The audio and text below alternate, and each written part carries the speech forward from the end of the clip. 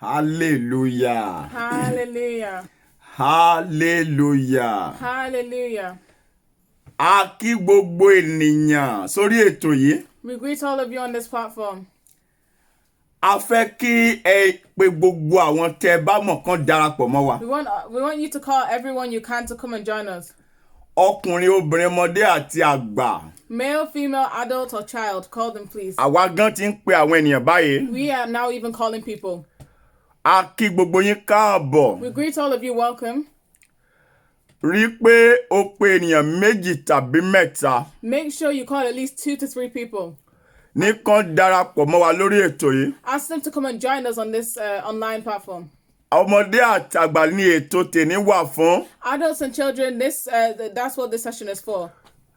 Tó o bá ti pe àwọn ènìyàn wọlé. If you haven't called anyone yet, make sure you call people. Àwọn kan ti dé, a kí yín káàbọ̀. Some people have gotten here. We greet you, welcome. Akídàdé wa Bàbá Fátógun. We greet you, our daddy, Baba Fatogun. A kí ìyá wa Rẹ̀mí Sàlàkọ́. We greet our mommy, Remi Salako.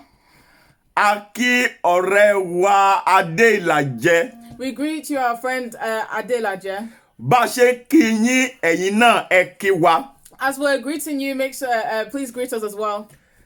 A fẹ́ mọ̀ pé ẹ ti wà ń bẹ̀. We want to know that you're there. Ọ̀rọ̀ tá a mú wá lénìí ó lágbára. The teaching that we brought today is very powerful. Má gọ̀. Don't be a fool.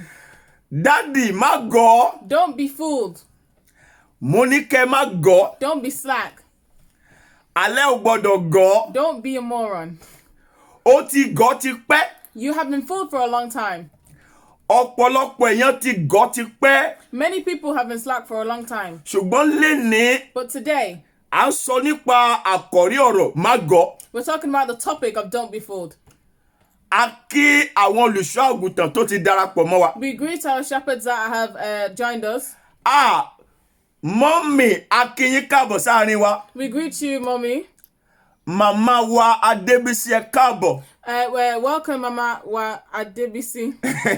A dẹ̀ kí ìyá wa mọ́mì Atáyérọ̀, a kí wọn We káàbọ̀. greet you, Mommy Atayero, as well. Inú wa dùn pé ẹ darapọ̀ mọ́ wa. We're very happy that you've come and joined us. Ẹ má bínú pa wà lórí ìjókòó, à ń dọ̀bálẹ̀ a sì ń kí yín ni mà. Don't be offended that we're sitting down. We greet you. A kí yín tọ̀wọ̀tọ̀wọ̀. We greet you. A fi ọ̀wọ̀ fún yín, ẹ ṣé. Thank you. Mọ́mì, ó pẹ́ tẹ́ ti gọ̀. Mommy, it's been a long time that you've been slack. Ìwọ gan pẹ́ tó ti gọ̀. Even you have been fooled. Èmi ò gọ̀, mo ti sọjí. Èmi ti sọjí. I have been awakened. Mi ò gọ̀ mọ́. I am not slack anymore. Mọ́mì, mo ti gọ̀ lóòótọ́ tẹ́lẹ̀ rí o. I have been fooled before. God bless you, Daddy wa Fátógun. God bless you, Daddy Rafa. A dúpẹ́ bẹ́ẹ̀ ṣe ń kí wa pẹ̀lú ìkálókè yẹn, àwa náà kí yín pẹ̀lú kálókè. Thank you for greeting us. We greet you as well. Ẹ ti gọ̀ ti pẹ́. You have been fooled for a long time. Ẹ sà, èmi náà ti fìgbà kan gọ̀ rí. Even me, I have been fooled for once. Ṣùgbọ́n mi ò gọ̀ mọ́. But I'm not fooled anymore. Ìwọ sì ń gọ̀ náà. And you're still fooled as well then. Mi ò gọ̀ mọ́ o. Èmi ò gọ̀ mọ́ o. No, o ṣọ́ pé o gọ̀ mọ́. I'm sure I've not been fooled. Èmi gan já mi lójú, mi ò gọ̀ mọ́. I'm sure that I've not been fooled anymore. A fẹ́ kẹ́ ẹ fi gbogbo ọkàn yín bá wa lọ. We want you to concentrate. Gbogbo ọkàn yín ẹ fi bá wa lọ. Concentrate very thoroughly. Ọkùnrin, obìnrin, ọmọdé àti àgbà.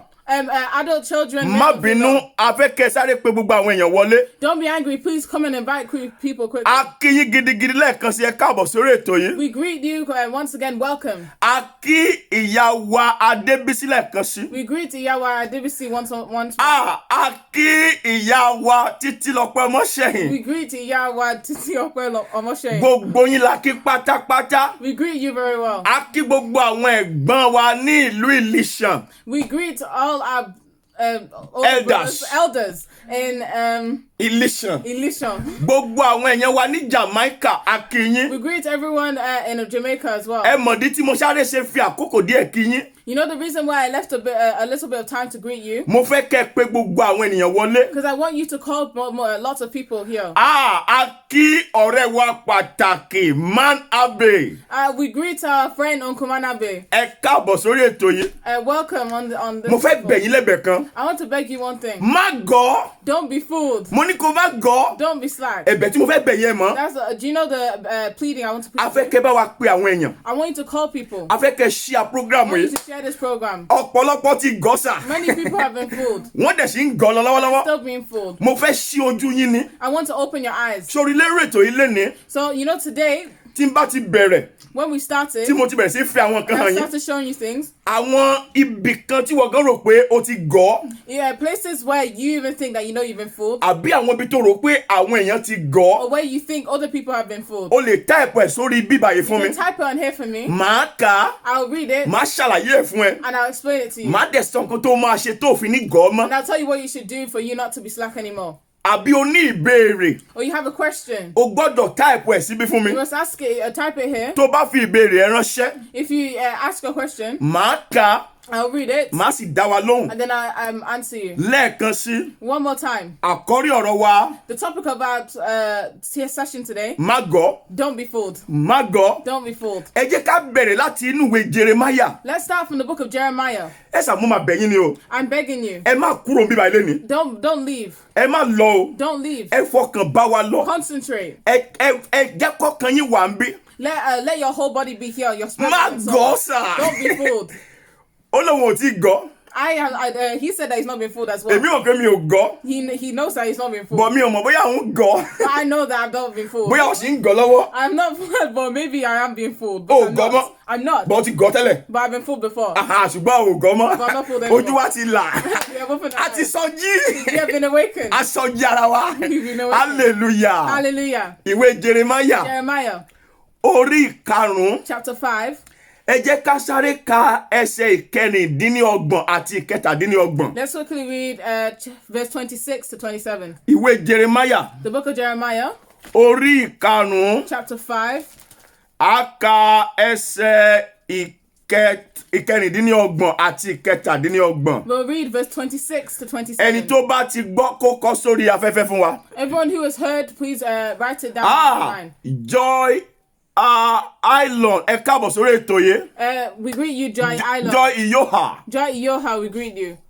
Joy Osunbo. Joy Osunbo, we greet you. You are welcome. A kí yín káàbọ̀ sórí ètò yìí. We welcome you. A dẹ̀ kí Bishop Akwase from Ghana. We also greet Bishop Akwase from Ghana. Bishop, ẹ máa tẹ́tí sí àwọn tó ń sọ ní èdè òyìnbó.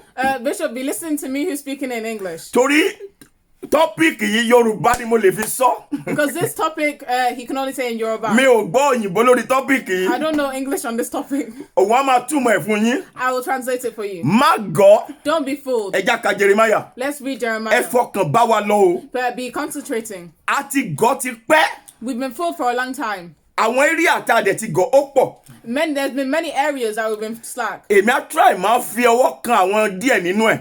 I'll talk to you about certain areas. Àwọn eléyìí tí wọn náà bá rántí kó o béèrè gẹ́gẹ́ bí ìbéèrè. Ones that you remember as well, make sure you write them as well. Kó o béèrè ní ìbéèrè. Next time you ask questions about them, Èmi á kà má lè dá ẹ lóhùn. I'll read them and I'll answer them. Ẹ já ka Jeremáyà. Let's read Jeremiah. Orí karùn-ún. Chapter 5. Á bẹ̀rẹ̀ láti ẹsẹ̀ ìkẹrìndínlọ́gbọ̀n. We'll start from verse 26. Á kà sókè dáadáa. We'll read it very loudly. Nítorí láàárín ènìyàn mi ni ènìyàn ìkà wà. For among my people I found wicked men. A ti máa ń rò ó pé ìkà ò sí láàárín àwọn ènìyàn Ọlọ́run. We always thought that wicked people are not among the people of God. A máa ń rò ó pé àárín àwọn èèyàn ayé làwọn ìkà yẹn wà. We thought the wicked people are amongst the people of the Ìfà world. tá a bá sọ nípa ìkà, ìkẹta kọ́kọ́ rò ní pé bóyá àwọn àjẹ́. When we talk about wickedness, we always think about witches. Ṣùgbọ́n kì í ṣe bẹ́ẹ̀ sà. But it's not just that. Abiodun Odunjìnrìn a rí yín o. Our brother Oduji. That's Uncle Manabe. Uncle Manabe, we A rí yín. see you. Ẹ káàbọ̀ sórí ètò yìí. We welcome Ẹ ti léètì dé. You have been late. ṣùgbọ́n ẹ máa bá wa lọ. But make sure you concentrate. ohun tá a sọ ni pé má gọ̀. Don't be fooled. That's what we're talking about. èmi ò tí ì gọ̀ rí. I- èmi ti gọ̀ rí. You have been fooled before. ṣùgbọ́n mi ò gọ̀ mọ́. But we are not fooled anymore. ṣùgbọ́n òun sì ń gọ̀. I am no, but I'm not fooled anymore. ó gọ̀. I'm not fooled anymore. ó ti sọ jí. I have been awakened. àwa ti sọ jí. We have been awakened. òun náà ti sọ jí. He has also been awakened. a ò gọ̀ mọ́. We are not fooled anymore. à ń ka Jeremiah We'll lọ́wọ́. read Jeremiah Jeremiah orí karùn-ún là ń kà. chapter 5, ẹsẹ̀ ìkẹrìndínlọ́gbọ̀n àti verse ìkẹtàdínlọ́gbọ̀n. 26 to 27. gbọ́ nǹkan tó sọ. Listen, láàárín àwọn ènìyàn mi ni ìka ènìyàn wà. for among my people I found wicked men. wọ́n ń wá káàkiri They lay wait bíi ẹni tó ń lé ọ̀pá àti ìdẹ ẹyẹ, wọ́n sì dẹ okùn, wọ́n dẹ̀ mú ènìyàn. as he that setteth snares. They set a trap. They catch men. máa gbọ́ ọ̀rọ̀ yìí dáadáa o. Make sure you listen very well. bí àgọ̀ tí ó kún fún ẹyẹ, As a cage is full of birds, bẹ́ẹ̀ ni ilé wọn kún fún ẹ̀tàn. so are their houses full of deceit. gbọ́ mi sà, Listen to me, sir. wọ́n ti tàn yín gidigidi. They've deceived you a lot. wọ́n ti tàn wá gidigidi. They've deceived you a lot. ṣùgbọ́n a ti sọ jí. But we have been awakened. àwa a dẹ̀ fẹ́ sọ àwọn èèyàn And we jí. want to awaken you. ipe ò gbọ́dọ̀ gọ̀ mọ́. And you must not be fooled anymore. bíbélì wípé ilé wọn kún fún ẹ̀tàn. The Bible says their houses were full of deceit. ẹja máa tẹ̀síwájú à ń lọ bìkan ni o. We're going somewhere. ó ní ilé wọn kún fún ẹ̀tàn. Says so their houses are full of deceit. nítorí náà Therefore, wọ́n di ńlá. they are becoming great wọ́n sì di ọlọ́rọ̀. and waxing rich. ẹ sà ayé o. Are you? ẹ sà ọ̀rọ̀ yìí lágbára o. This word is very powerful. wọ́n tàn wọ́n. They deceived them. ẹ bá gbọ́ wọ́n tàn yín. They deceived you. torí ẹ̀tàn yìí Because of this deceit, àwọn dẹ̀ di ńlá. they're now becoming great. wọ́n tún di ọlọ́rọ̀. They're now becoming rich. wọ́n dẹ̀ kó ọrọ̀ jọ. They're amassing great wealth. ìwọ ò dẹ̀ ní nǹkan kan. And you don't have anything. ó ti gọ̀. That means you have been slack. ó ti gọ̀ ti pẹ́ sà. You have been slack for a long time. àló ti gọ̀ ti You pẹ́. have been slack for a long kí ló time. ṣẹlẹ̀ tó fi gọ̀. Why have you been fooled? máa gbọ́ dáadáa o. Listen very well. ibi tá a kà lọ́wọ́ yìí. What we're reading mo now, fẹ́ kó o fetí sí. I want you to listen very well. Jeremiah orí karùn-ún. This is Jeremiah ẹ jẹ́ chapter ká lọ 5. sí ẹsẹ̀ ọgbọ̀n àti Let's- ìkọkànlélọ́gbọ̀n. Let's go on to verse 30 and 31. ẹsẹ̀ ọgbọ̀n. Verse 30, Jeremiah orí karùn-ún. Jeremiah chapter 5. ẹ jẹ́ ká ka ẹsẹ̀ ọgbọ̀n àti ìkọkànlélọ́gbọ̀n fún Let's yín. read verse 30. ohun ìyanu àti ìríra lè a ṣe ní ilẹ̀ náà. A wonderful and horrible things is committed in the land. nǹkan ìríra Something horrible náà ṣe is what they did níbi tó wà yẹn, in that land that you're in now. níbi tó lọ yẹn. Where you are, where you're going. hallelujah. Hallelujah. ẹ má bínú a ní láti mu omi. Don't be offended. We need to drink water. ọ̀rọ̀ yìí lágbára mà. This word is very powerful. ó pẹ́ táwọn èèyàn mi ti gọ̀. It's been a long time people have been fooled. nǹkan ìríra Something horrible náà ṣe ní ilẹ̀ náà. is what they're doing in that land. wo ẹsẹ̀ tó tẹ̀lé. Let's read what goes after. àwọn wòlíì sọ àsọtẹ́lẹ̀ èké. The prophets prophesy falsely. ẹ jẹ́ ayé o. Ayo. esma Esa. ọ̀rọ̀ yìí lágbára. This is very powerful. àwọn wòlíì sọ àsọtẹ́lẹ̀ èké. These prophets are lying. wọ́n pa irọ́. They're lying. àwọn èèyàn mi dẹ̀ ń gọ̀. And my people are being no fooled. ayi máa kábẹ̀ yìí dáadáa. We'll read that place very well. ẹsẹ̀ 31 ni o. This is verse ó 31. ní àwọn wòlíì sọ àsọtẹ́lẹ̀ èké. And prophets prophesy falsely. wọ́n pa irọ́. They're lying. ojoojúmọ́ náà dẹ̀ pa irọ́ yìí. It is all the time they're doing this. ẹ mọ̀ ní tó lies. ṣe pa irọ́. You know the reason they're lying? torí pé in the first place wọ́n ṣe wòlíì. Because in the first place, they're not even kò prophets. sẹ́ni tó pè wọ́n síṣẹ́ ìránṣẹ́. No one called them to the work of God. ìkan tiẹ̀ wà. There's one that I ó know. máa ń lérí pé ó máa pa àwọn èèyàn He kiri ni. intimidates people and says that he's going to kill them. èèyàn gbọ́dọ̀ ṣẹ́.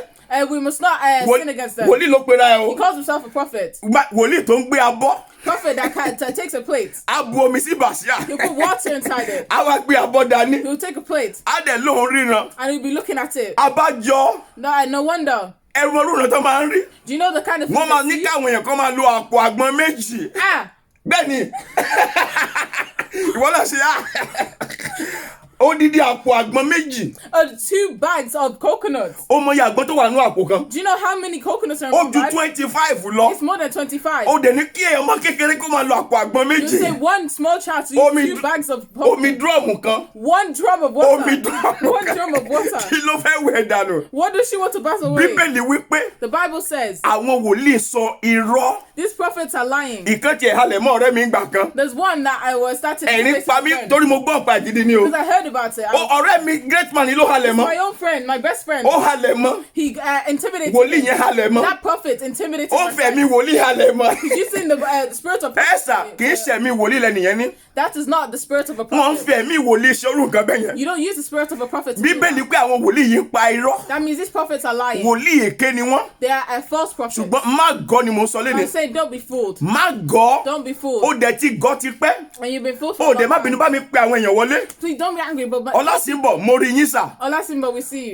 Prophet wòlíì wa láti London a rí yín sà. Our prophet from London, we see A you. dẹ̀ rí Crown Nikki ẹ káàbọ̀ sórí ètò We yìí. also see Crown Nikki. Ẹ má bínú a nílè kí èèyàn mọ́ ẹ má bá wa kí àwọn We ènìyàn. won't be able to greet people now, but please help Ẹ us jẹ́ to ká greet them. sọ̀rọ̀ bó ṣe rí. Let's talk about this now. Àwọn wòlíì wọ́n sọ àsọtẹ́lẹ̀ irọ́. The prophets prophesy falsely, Àwọn àlùfáà and the priests ò sọ dáadáa. Àwọn àlùfáà and the priests kí làwọn ṣe? Wọ́n ṣe àkóso lábẹ́ agbára ipá wọn. bear rule by their means. Wọ́n ṣàǹfọ̀ọ̀sì ara wọn léyìn lórí. That means they're imposing their rule upon Bíbélì you. pé àwọn wòlíì ń pa irọ́. The Bible says these prophets are lying. Àwọn àlùfáà These priests, ìyẹn àwọn pásítọ̀, pastors, àwọn olùṣọ́ the àgùntàn, shepherds, àwọn bíṣọ̀bù, bishops, àwọn adarí, the rulers, àwọn ṣàkóso pẹ̀lú ipá. they're imposing rule upon you. Gbọ́ nǹkan tí Bíbélì sọ. Hear what the Bible Ibi says. táyà wa ti járe o. This is where we got scared. Àwọn ènìyàn mi sì fẹ́ bẹ́ẹ̀. And my people love it, love to have it so.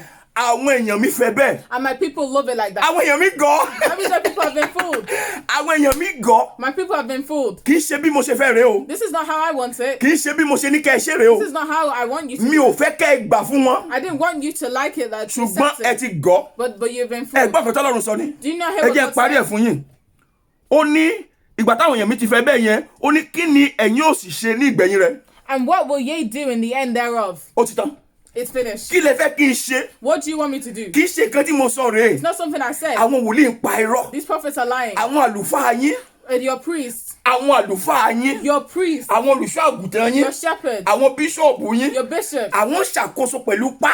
they're imposing a rule by Wọ́n force. ṣe bó ṣe wù wọ́n. They're doing what they want. Bíbélì wí pé The Bible says, àwọn èèyàn mi sì fẹ́ and bẹ́ẹ̀. the people love it like Àwọn that. èèyàn mi fẹ́ The bẹ́ẹ̀. people want it like Àwọn that. èèyàn mi fẹ́ bẹ́ẹ̀. My people want it like Ìjọ that. mọ̀ túmọ̀ ẹ̀. Do you know the meaning? Àwọn èèyàn mi gọ̀. My people have been Àwọn fooled. èèyàn mi dẹ̀ gbà bẹ́ẹ̀. And my people just want it like Ìgbà that. táwọn èèyàn mi ti gọ̀. When my people have been fooled, Ìgbà táwọn èèyàn mi ti gọ̀. when my people have been fooled, Mr. Kenny Akinyin káàbọ̀. Mr. Kenny, we greet you. Ìgbà táwọn èèyàn mi ti When gọ̀. my people have been Kí lẹ fooled, fẹ́ kémi ṣe? what do you want me to do? Ọlọ́run dẹ̀ bẹ̀rẹ̀ sí ń wò. And God started to Torí watch pé o them. ti gọ̀. Because you've been fooled. Ṣùgbọ́n ètò tá a mú wálé ni. But what we brought today, Má gọ̀. don't be fooled. Má gọ̀. Don't be slack. Ó mọ̀ dí táwọn wòlíì ṣe ń parọ́. Do you know the reason why prophets are lying? Ìdí tó ṣe parọ́ fún yín pọ̀ o. Do you know the reason why? The reason that they're lying is a lot. Ìgbà míì ẹ̀yin gan lẹ fà á o. Sometimes you're the one who caused it. Ọlọ́run ò bá wòlíì sọ̀rọ̀. God did not talk to the prophet. Ó dẹ̀ ní ó di dandan wòlíì gbọ́dọ̀ sọ nǹkan tọ́lọ́run sọ. But you're saying you must talk to me about what God told Ẹ you. sà, nǹkan lè máa ṣe ẹ́. Something might be happening to you. Kọ́lọ́run má lè bá wòlíì sọ. And God might not talk to a Kó prophet fi about pamọ́ fún it. wòlíì. He might be hiding it from a Ṣùgbọ́n torí prophet. pé ìwọ o dúró pé wòlíì gbọ́dọ̀ sọ̀rọ̀. But because you stand there and say, you must talk to me. Wòlíì dẹ̀ bẹ̀rẹ̀ sí sọ̀sọ́kùsọ So fún the ẹ. prophet starts saying nonsense. Ìwọ náà lè gbà ó lè gbé lọ And bẹ́ẹ̀. then you'll be accepting this. Ó and ti you gọ́ go- nìyẹn. That means you have been fooled. Wàá rúrú àwọn wòlíì yẹn. You'll see those kind of Wọ́n lè prophets. kó kándù méje lọ́nà mẹ́ta. They can get 7 to 3 candles. Wọ́n lè kó kándù pupa funfun dúdú papọ̀. With their black candles. and Ìmí white àmú candles ọṣẹ together. àpòpọ̀ mọ́ káṣáàdì lọ àṣàpò nǹkan fún ẹ ṣá. Bring soap and make some kind of concoction. for Àwọn you. èèyàn mi dẹ̀ ń gọ̀. And my people are being fooled. Ẹ mọ nǹkan tó ṣẹlẹ̀. Do you know what happened? Wòlíì Èlíjà. The prophet Elijah. Ẹ jẹ́ ká kan bẹ̀ fún yín. Let me read something. Obìnrin kan wá bá. One woman came to Inú him. ẹ̀ bàjẹ́ gidigidi. She was very sad. She Nígbà was tó very kọ̀ wá sad. bá wòlíì. When she came to that prophet, Nígbà tó máa dọ̀dọ̀ wòlíì. when she got to the prophet, Ọmọ ọ̀dọ̀ wòlíì. the servant of the Ó prophet, fẹ́ lé obìnrin yẹn. yeah, she wanted the prophet servant wanted to tell that woman to go away. Wòlíì wá sọ fún ọmọ ọ̀dọ̀ ẹ̀. The prophet told his Ó ní má servant, lé obìnrin yẹn o. don't tell that woman to go away. Nǹkan kan ṣe obìnrin yìí. There's something wrong with that woman. Inú ẹ̀ bàjẹ́. She is upset. Obìnrin inú ẹ̀ ò dùn. She's not happy.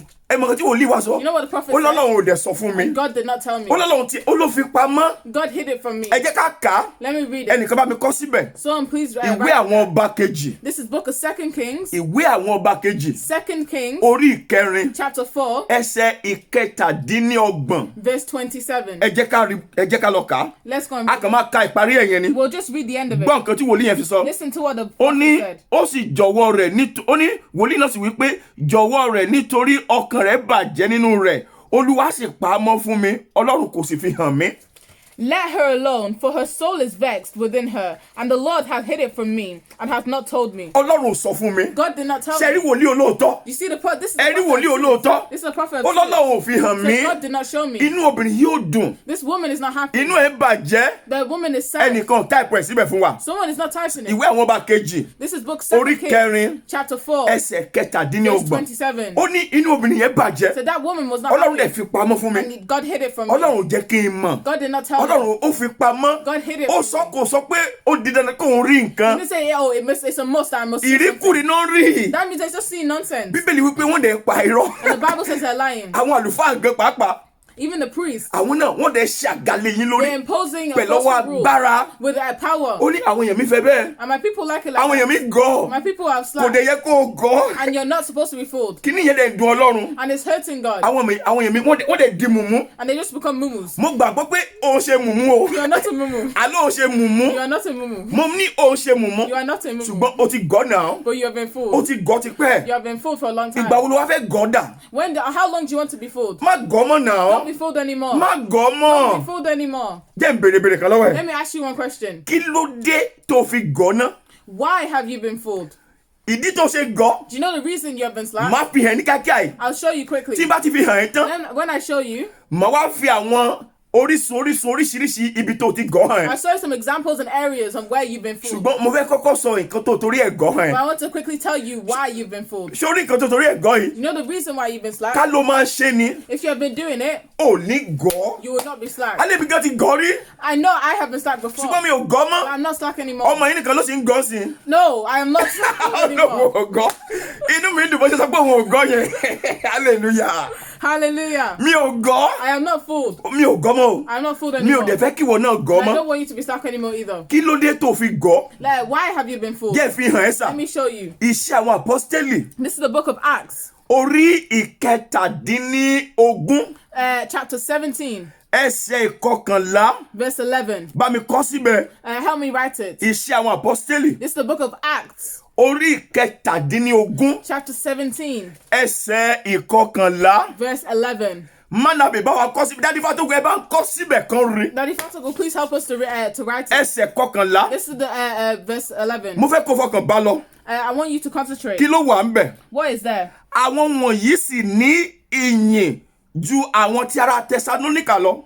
These were more noble than those in Thessalonica. Tó bá fẹ́ jẹ́ èèyàn pàtàkì láyé. If you want to have nobility, O fẹ́ jẹ́ important personality láyé. do you want to be an important person? Nǹkan tí mo ń kà yìí. What I'm reading O here, gbọ́dọ̀ ṣe. you must do it. Tó o bá ṣe, If you don't do it, wàá jẹ́ èèyàn lásán. you'll be just a normal person. Bíbélì wípé What the Bible àwọn says, èèyàn yìí wọ́n ní ìyìn ju àwọn ará Tẹsalóníkà lọ. they were more noble than those in Thessalonica. Nítorí pé nígbà tí wọ́n gba ọ̀rọ̀ yìí tọkàntọkàn, wọ́n lọ sínú ìwé mímọ́ láti lọ wá lójoojúmọ́ bóyá ọ̀rọ̀ náà jẹ́ òtítọ́.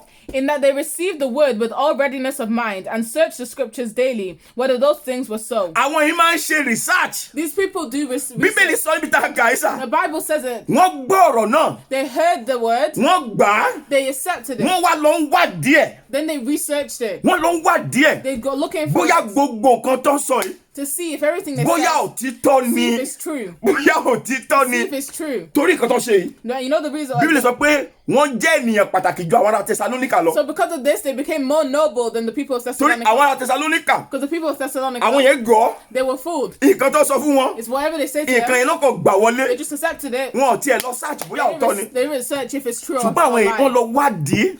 But these people went and looked for proof. Dáàdì tó wò mí kọ́nà yẹn. Daddy that's looking at me in that corner. Senior evangelist ni wọ́n. Senior evangelist. Mo kí yín sà bàbá wa We Kílàdé. greet you, sir. Ẹ káàbọ̀ sórí ètò yìí. Welcome on to Bishop ẹ káàbọ̀ sórí ètò yìí. Bishop. A ní kan nínú àwọn Bishop Methodist Church Nigeria lórí ètò yìí lọ́wọ́lọ́wọ́. We see a bishop from Methodist Church Nigeria is on A here kí yín right now. káàbọ̀ sà. We greet you, sir. Dáàdì ẹ ṣé tẹ́ darapọ̀ mọ́ wa. Thank you for joining us. Dáàdì ẹ má bínú ẹ ti jẹ́ Bishop ti pẹ́.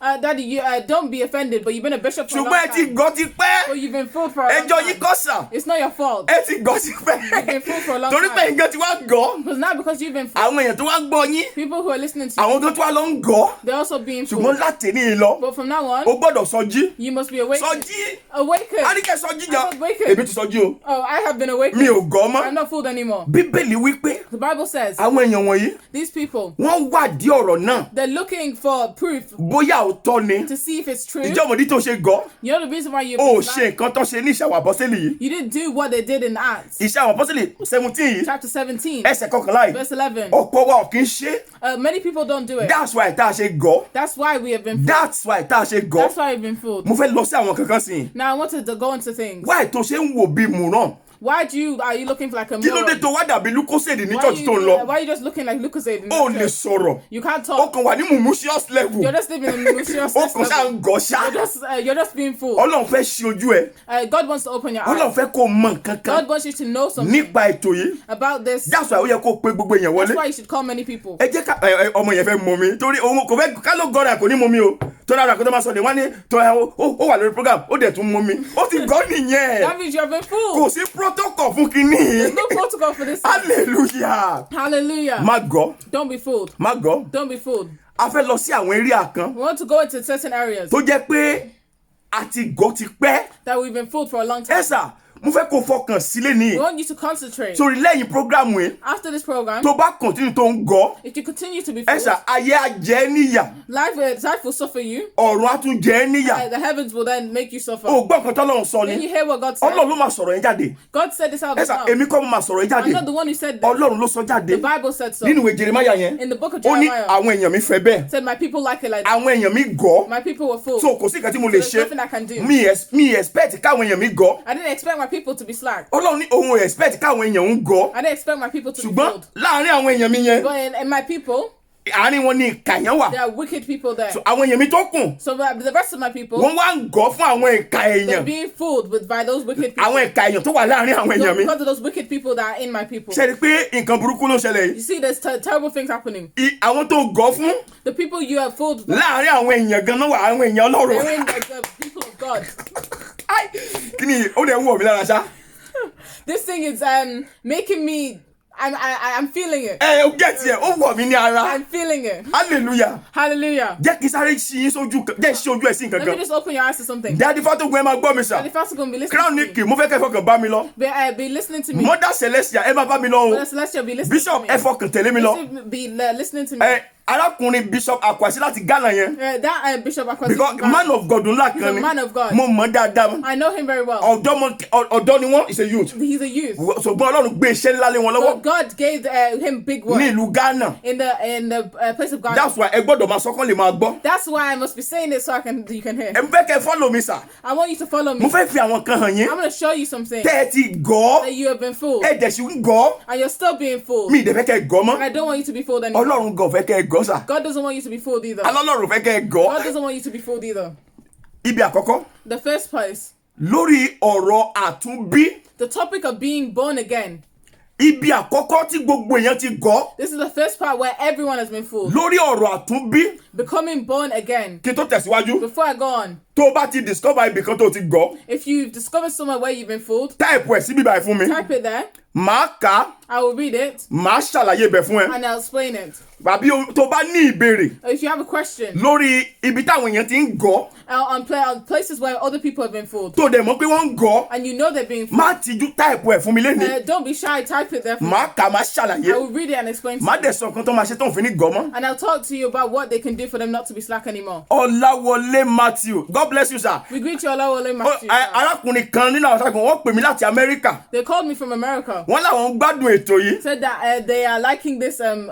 Ṣùgbọ́n ṣe rí tèmi sà. But today, Mo fẹ́ kẹ́ ṣe àkí gbogbo Amẹ́ríkà kún wà aware of it. I want you to share it so everyone in America can hear. Torí àwa tá wà ní Western world, Because we who are in the Western world, Europe, America, as in Western world general. the first world countries, Àwa la gọ́ jù. we're the ones who have been fooled the most. Àwa ń gọ́ fún àwọn díẹ̀. Because we're fooled because of these small people. Àwọn díẹ̀ tá ń gọ́ fún yín sà. Small people that we've been fooled by. Ǹjẹ́ mọ̀ pé I'm sorry to say mùmú gangan ni àwọn fúnra wọn. Do you know, I'm sorry to say, but do you know those people are the real mumus? So àwa tá ń gọ́ fún wọn. So the us that are being fooled because of them, Ṣé rí pé mùmú ti wá high nìyẹn? see our own mumu is very high. Àwọn mùmú adẹ̀wà lábẹ́ wa dẹ̀ ń gọ́ fún wa. Ayaya.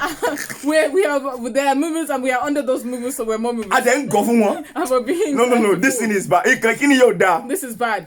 Mo sọ nípa ibi àkọ́kọ́. But I'm talking about the first part. tá a ti gọ̀. Where we've been fooled. Ọ̀rọ̀ àtúnbí ni o. This is about being born again. Mọ́mì wàá rántí sí i. Mommy, you'll know this part. Wàá rántí. You'll know. Nígbà tó fẹ́ darapọ̀ mọ́ church. When you wanted to come into the church. Nígbà tó fẹ́ darapọ̀ mọ́ ìjọba When you Ọlọ́run. wanted to come into the kingdom of the Lord. Nǹkan tó sọ fún ẹ ní This pé is what they told you is. ìwé Jòhánù orí kẹta. The book of John. Orí kẹta. Chapter 3. Ẹsẹ̀ kẹta. Verse 3. Ó ní bí kò ṣe pé èèyàn bá di àtúnbí. Except a man is born again. Kò lè rí ìjọba Ọlọ́run. You cannot see the kingdom Nítorí of náà God. gba Jésù. That's why you should receive God. Ìwọ náà lè gba Jésù. You accepted Jesus. Má gbàgbé nǹkan tó sọ fún ẹ. Don't forget what they told Wọ́n ní you. kó gba Jésù. Said accept Jesus. Wàá dẹ̀ rí ìjọba Ọlọ́run. And you'll see the kingdom of Ẹ̀sà, God. ó wá gba Jésù. And then you accepted Jesus. Kí ni ìtumọ̀ yẹn? What's the meaning of that? Ó mì ní pé o gbọ́dọ̀ rí ìjọba Ọlọ́run. That means you're part of the kingdom of Ó wá God. darapọ̀ mọ́ chọ́ọ̀chì. And you're part of the church. Lẹ́yìn tó darapọ̀ mọ́ After chọ́ọ̀chì you're tán, part of the church, kí ló ṣẹlẹ̀? what happened? Wọ́n wá sọ fún ẹ They now told you. pé tábà rí ẹ lọ́jọ́ Monday, We don't see you on Monday. táàrí ẹ lọ́jọ́ We don't Tuesday, see you on Tuesday. àrí ẹ We Wednesday, don't see you on Wednesday. àrí ẹ We Thursday, don't see you on Thursday. Friday gan àrí Friday we ẹ, don't see Saturday you. ò yọjú, Saturday you didn't come. ò sọmọ ìjọba That Ọlọ́run. means you're not part of the kingdom of God. So ìgbà wo ló change? So why did they change it? Ìgbà wo ni kíní yẹn change? When did it start changing? Nǹkan tó sọ fún ẹ bẹ̀rẹ̀ ni pé At the start, what they told you is, wọ́n tó bá ti gba Jésù, if you accept Jesus, wàá rí ìjọba Ọlọ́run. you'll see the kingdom of God. Ẹ̀sà, nǹkan tí Bible dẹ̀ sọ nìyẹn That's what the lóòótọ́. Bible says. Pé John chapter 3 verse 3, John chapter 3 verse 3. ẹnikẹ́ni tó bá di àtúnbí, Whoever becomes born again, á rí ìjọba Ọlọ́run wọ̀. they'll see the kingdom of Nǹkan God. tó sọ fún ẹ bẹ̀rẹ̀ nìyẹn. That's what they told you at the start. Ìwọ náà lè gba Jésù And you lóòótọ́. accepted Jesus. Ó wá join ní church tán. You joined the church. Wọ́n wá sọ pé And then they said ó ti after, miss ọ̀run. you're not even Ó in the tiẹ̀ ti kingdom of miss God. ìjọba You ọ̀run. completely missed the kingdom Torí of God. òun wá sí church. Because you don't come to church. Òun wá Monday. You don't come on Monday. Òun wá Tuesday. You don't come on Tuesday. Wednesday ò You don't come on yọjú. Wednesday. Thursday ò You don't come on yọjú. Thursday. Friday ò yọjú. Friday you don't come. Ó mọ ibi tó ń kóòtì fún ẹ. Do you know where they're quoting? Nígbà tó bá ń sọ̀rọ̀ yìí, When they're talking wọ́n about á this, kóòtì ìwé Hébérù. they'll quote Hebrews Orí kẹwàá. chapter 10 Ẹsẹ̀ ìkarùndínlọ́gbọ̀n. verse 25. Ọ̀rọ̀ yẹn lè wá bẹ̀ lóòótọ́ o. And that thing is there for real. Ọ̀rọ̀ yẹn wá bẹ̀ lóòótọ́ o. It's true that thing is Ọ̀rọ̀ there. yẹn wá bẹ̀ lóòótọ́ o. That thing is there. Wọ́n ní kí àwa kó má ṣe kọ ìpéjọpọ̀ ara wa sílẹ̀. They're not forsaking the assembling of ourselves together. Nǹkan tó kóòtì fún wa rèé o. That's what they're quoting there. Tó bá dẹ̀ ti kóòtì ọ̀rọ̀ yìí, But when they quote that, wọ́n ní they'll say, but ìwọ ń kọ ìpéjọpọ̀ yìí sílẹ̀. you're forsaking your Òun own. wá nígbà gbogbo. You never come. So òun ṣọmọ ìjọba That lọ́run. means you're not part of the kingdom Ṣùgbọ́n of ibi God. tí wọ́n ti wá gọ́rè, But where you've been fooled is, ibi tó ti gọ́rè, where you've been fooled is, ó rántí Ẹ́xódù you forgot about Exodus orí ogún chapter 20 ẹsẹ̀ kẹsàn-án sí ìkọkànlá. verse 9 to 11. Ẹnìkan kó bá mi kọ́ síbẹ̀. So please read A write it gbọ́dọ̀ for me. kà yẹn. We must read that one. Ẹsẹ̀ kan la máa kà ń bẹ̀. We're only going to read one Ṣùgbọ́n ẹ verse. bá mi kọ Ẹ́xódù But please write Exodus orí ogún chapter 20 ẹsẹ̀ kẹsàn-án verse 9 sí ìkọkànlá. to 11. Ẹ já ka ẹsẹ̀ kẹsàn-án. Let's read verse 11. Ẹ já ka ẹsẹ̀ kẹsàn-án. Oh, verse 9, sorry. Ẹsẹ̀ kẹsàn-án. Verse 9. Ọjọ́ mẹ́fà ni kí ìwọ kí ó ṣiṣẹ́ kí o sì ṣe gbogbo iṣẹ́ rẹ ní gbogbo ọjọ́ mẹ́fà yìí. 6 days shalt thou labor and do all thy work. Ọjọ́ mẹ́fà. 6 days. Ọjọ́ mẹ́fà. 6 days Òun ni kẹ́ ẹ fi ṣiṣẹ́. is when you should be working. Ẹ̀sà ìjẹ́ mọ̀ pé kì í ṣọ̀rọ̀ ọ̀rọ̀ yóò ṣọ̀rọ̀ lásán. This is not just a normal Òfin word. ni o. It is a law. Ó wà ní òfin mẹ́wàá. It's in the 10 commandments. Òfin 10 commandments. Ọlọ́run ló pa láṣẹ. This God gave this 10 Ẹ commandments. ṣiṣẹ́ lọ́jọ́ mẹ́fà. Said work for 6 days. But ojoojúmọ́ lẹ̀rù ń bà ẹ́ sìn. But now you're just always fearful. Wọ́n ti kó ẹ̀rù sí ẹ lọ́kàn. They've made you fearful. Àwọn kan wọ́n dẹ̀ bẹ̀rù títí wọ́n á tún parọ́ ń biṣẹ́. Some people are so scared that they'll lie at work. Wọ́n á sọ fún ọ̀gá ń biṣẹ́. They'll tell their boss, Wọ́n ní ọ̀gá ara mi ò yá sà. say, I'm not feeling Mo fẹ́ well. lọ rí dókítà mi. I want to see my doctor. Torí pé wọ́n fẹ́ lọ sí chọ́ọ̀chì ni Just o. because he wants to go to Torí church. ẹ̀rù ń bà wọ́n. Because they're scared. Torí tó bá lọ, Because if they don't go, àwọn àlùfáà they're priests. wọ́n máa sọ pé wọ́n ò ṣọmọ ìjọba So lọ́run you're mọ́. not part of the kingdom of Ó God. ti gọ̀. You have been fooled. Ó mọ̀ ní tó ṣe gọ̀. You know the reason you've been fooled? Ó ṣe iṣẹ́ àwọn apọ́sẹ́lì. You didn't do the same thing as what they did in Acts. Orí kẹtàdínlógún Chapter 17. ẹsẹ̀ kọkànlá. Verse 11. Ká ló wádìí ọ̀rọ̀ ni. If you had looked Ẹ̀rù for it, wọn ò ní lè bà ẹ́ lẹ́rù. they wouldn't be able Ọ̀rọ̀ to wọn ò ní scare you. bà ẹ́ lẹ́rù. You wouldn't be scared. Torí wàá mọ̀ pé o wà lórí òótọ́. Because you know that you're on the truth. Ọjọ́ mẹ́fà 6 days òun ni kẹ́ fi is ṣiṣẹ́. when you're supposed to be working. Ọjọ́ kan yẹn That one ẹ day, filẹ̀ fún mi. leave it for God. Ohun tí mo sọ rèé o. What I'm saying Kì í is, ṣe pé táyé bá wà it's not that if there's time, pé ò ní lọ sí you chọ́ọ̀chì. shouldn't go to church. Táyé bá wà Monday. If there's time on Monday, Lọ síbẹ̀ lọ you kọ́ can ẹ̀kọ́ go. Bíbélì. You Tó can bá wà ní go. Tuesday. If it's the Lọ time on kọ́ ẹ̀kọ́ Tuesday, Bíbélì. go and learn. Ọjọ́ Wednesday. On Wednesday, Lọ gbàdúrà. go and pray. Ọjọ́ Thursday yọjú síbẹ̀. Thursday, go and Ṣùgbọ́n see. tó o bá ní iṣẹ́ If you have work, lọ síbi iṣẹ́. go to work. Bíbélì wípé The Bible says ọjọ́ mẹ́fà 6 days, ẹ fi ṣiṣẹ́. be working. Kí ló wá dé? So why? àwọn èèyàn mi ti gọ̀. My people have been. àwọn èèyàn mi ti di mùmú. My people have become. ẹlòmíì á dẹ̀ fi ṣẹlẹ̀. Some people will then leave their work. láti máa sá lọ sí church. To run to church. ní Monday to Saturday. From Monday to Saturday. á tún parọ́ níbi iṣẹ́. Then they'll lie at work. ó fi àkókò ẹ̀ ṣòfò. You are wasting your time. ó fi àkókò ẹ̀ ṣòfò. You're wasting your time. ó ti gọ̀. You have been fooled.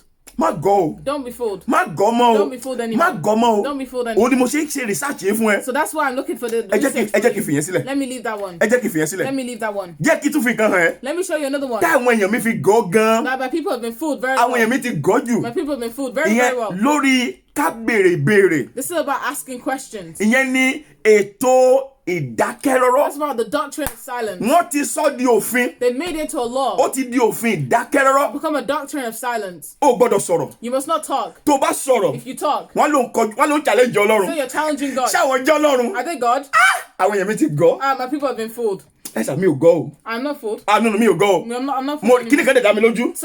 I know something very ó well. dá mi lójú. I am very sure. ọ̀rẹ́ mi ò gọ̀ o. My friend has not been fooled. ọ̀rẹ́ mi ò gọ̀ o. My friend has not been fooled. ó lè sọ̀rọ̀. You can't speak torí pé o gbọ́dọ̀ sọ̀rọ̀. because you must not speak. wọ́n ti sọ di òfin ìdákẹ́rọ́rọ́. They made it to a doctrine of silence. òfin ìdákẹ́rọ́rọ́. A law of silence. tó bá béèrè. If you ask any question, wọ́n ló challenge authority. say you're challenging authority. wọ́n ló kọjú ìjà Say sọ́lọ́run. you're confronting wọ́n God. ní Jésù ló ń bá wí. Say you're talking to kì í Jesus. ṣe Jésù ló ń bá You're wí. not talking to Jesus. èèyàn ló ń bá wí. Talking to a person. ṣé àwọn ọjọ́ Ọlọ́run. Are they God? wọ́n ti sọra wọn ọjọ́ Ọlọ́run ni. They made themselves God. even pé wọ́n ti ẹ̀ sọ jáde. Even that they said out their mouths wípé o kọjú ìjà sọ́lọ́run. that you're confronting torí God. pé o béèrè lọ́wọ́ Just wọn. because you asked the torí question. pé o challenge kan Just tí ò because you dáa. challenge what is not good. wọ́n ló kọjú ìjà sọ́lọ́run. So you're confronting wọ́n sọra God. wọn di Ọlọ́run. They're making themselves God. ìyẹn gan tó fún ẹ láti mọ̀ That should make you know pé wọ́n ń ṣe ènìyàn Ọlọ́run. that they're not. just torí people wọ́n of sọra God. wọn di Ọlọ́run. They made themselves bọ̀ kí God. ló dé. But why? ó gọ́ ni. You've been fooled. ẹ̀yin èèyàn mi bíbélì pé àwọn èèyàn mi fẹ́ bẹ́ẹ̀. That mean the Bible says my people want. Jeremiah yẹn ló sọ pé ó ní àwọn èèyàn mi fẹ́ bẹ́ẹ̀. People like it like that. àwọn èèyàn mi gọ̀ ọ́. My people are fooled. bọ̀ mo ń sọ fún yín lénìí. I'm telling you now. má gọ̀ Don't be mọ́sẹ̀. slack. jẹ́ fi nǹkan hàn Let ẹ́ me show you one lórí thing. ọ̀rọ̀ pé o ò lè sọ̀rọ̀. Just because you can't speak. ìwé Tẹsalóníkà This kínní is the book of 1 Thessalonians, orí karùn-ún chapter 5, ẹsẹ̀ ìkọkànléníogún. verse 21.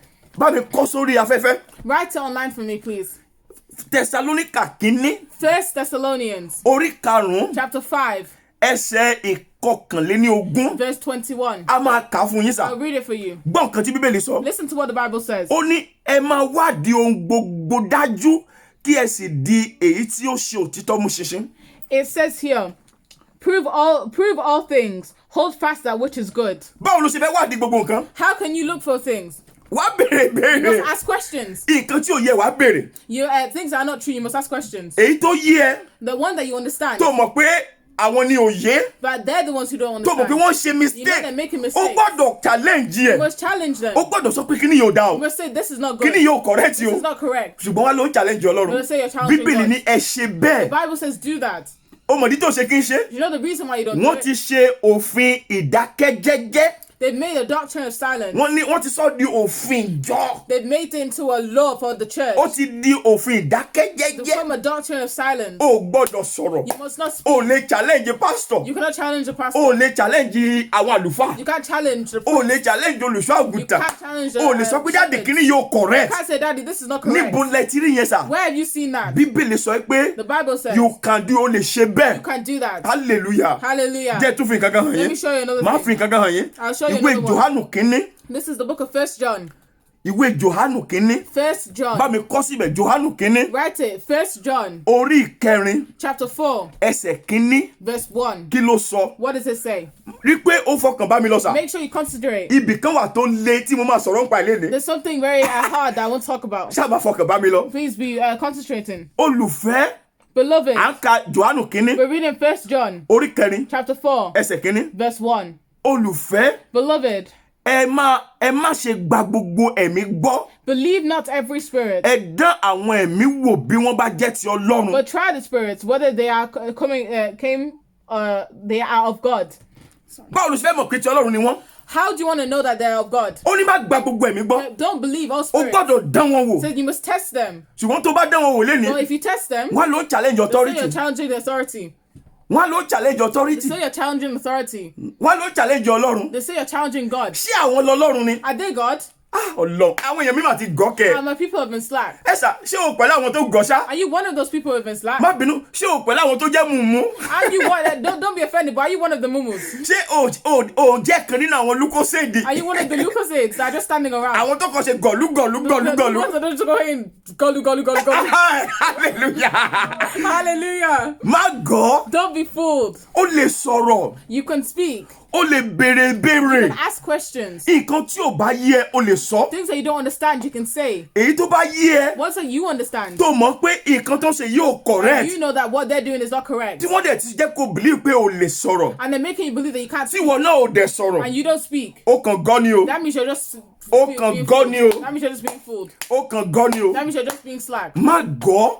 Don't be fooled. Bíbélì wí pé The Bible says, àwọn èèyàn mi gọ́. my people have been slack. Èmi kọ́ mo sọ bẹ́ẹ̀ o. I'm not the one who Ìwé said Jeremiah ló sọ o. It's the same book of Jeremiah. Orí karùn-ún yẹn. Chapter 5, Ẹsẹ̀ ìkọkànléníọgbọ̀n. verse 31. Ó ní àwọn èèyàn mi fẹ́ bẹ́ẹ̀. My people like it like that. Èmi kọ́ mo sọ bẹ́ẹ̀. I'm not the one who said Mi ò that. fẹ́ kó pẹ̀lú àwọn èèyàn tó máa gọ́ mọ́. I don't want you to be one of the people who are. Ìjẹ́ o mọ̀ nǹkan sà? Do you know something, sir? Kò sí nǹkan kan láyé tó lè sọ ẹ́ di mímọ́. There's nothing in this life that can satisfy you.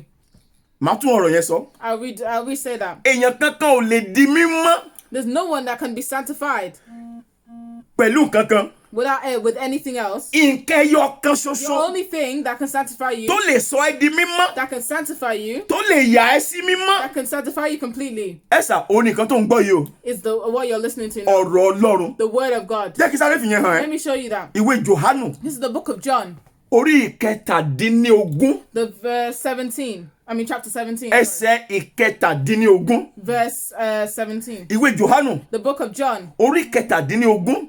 chapter 17, Ẹsẹ̀ ìkẹtàdínlógún. verse 17. Ó à ń bọ̀ níbì kan o. I'm going somewhere. Jẹ́ ká sáré kà yẹn fún ẹ. Let me quickly read that. Má gọ̀. Don't be fooled.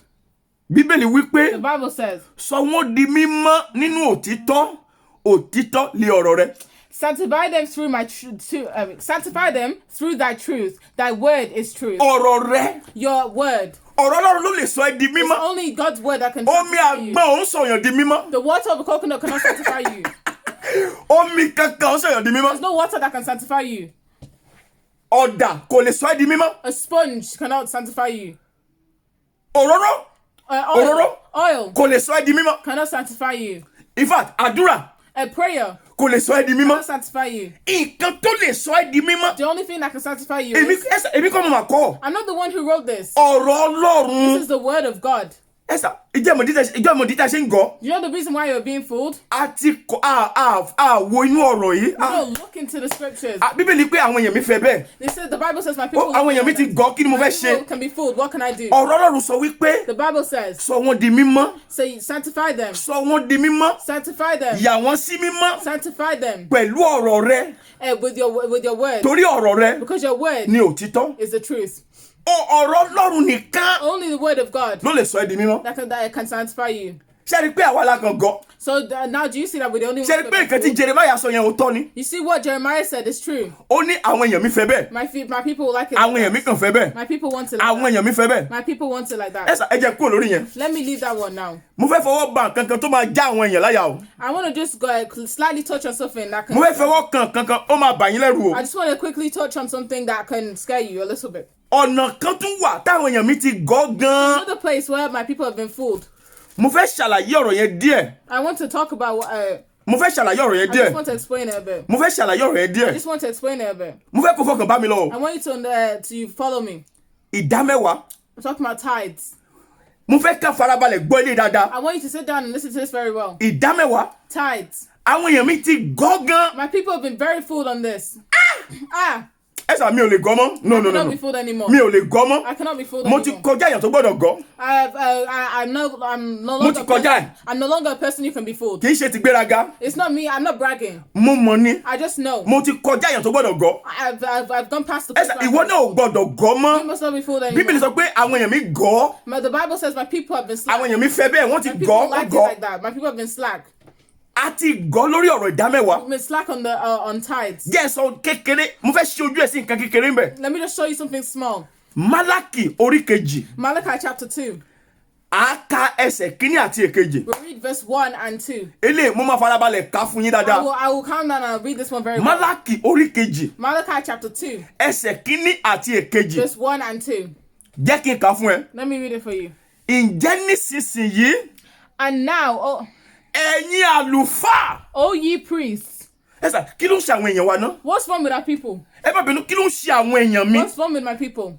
I'm not talking about mi ò sọ̀rọ̀ àwọn èèyàn mi sí o. I'm not talking about just my people. Mo ń sọ̀rọ̀ àwọn èèyàn Ọlọ́run. I'm talking about the people of Kí ló God. ṣe wá? What's wrong with us? Gbọ́ nǹkan tí Bíbélì sọ. Listen to what the Bible says. Nísinsìnyí And now, ẹ̀yin àlùfáà. O ye priests, Òfin yìí wà fún yín. the commandment is for you. Bó tó bá dé máa lo òfin yìí. But when they use these, Ẹ̀yin ló sọ pé òfin yìí wà they fún. say these commandments are for you. Bíbélì dẹ̀ clear, ó clear. And the Bible is very clear. Ẹ̀yin àlùfáà. You priests, Ẹ sà má gba nǹkan tí mo sọ gbọ́. don't just listen to what I'm saying. Ṣé bí àwọn Acts of Apostles yẹn. Don't believe me. Do what God the Gbé Acts of Bíbélì Apostles kó o says. ṣí kó o kà á. Open the Bible and read it. Mo pè fún ẹ lọ́wọ́ báyìí. I'm saying it for you right now. Málákì orí kejì. Malachi chapter 2, Ẹsẹ̀ kínní àti èkejì. verse 1 and 2. Ẹ̀yin àlùfáà. You priests, Òfin yìí wà fún yín. these commandments are for you. Ẹ wo verse 2. Let me read verse 2. Mo fẹ́ fọkànbalẹ̀ ká ẹsẹ̀ kejì fún yín. I want to quickly read this for you. Bí ẹ̀yin kò bá gbọ́, bí tí ẹ̀yin kò fi sí ọkàn yín àti àyà yín láti fi ògo fún orúkọ mi, lé Olúwa àwọn ọmọ ogun wí, èmi ó sì rán ègún sórí yín. Kàdé bẹ̀yẹn náà.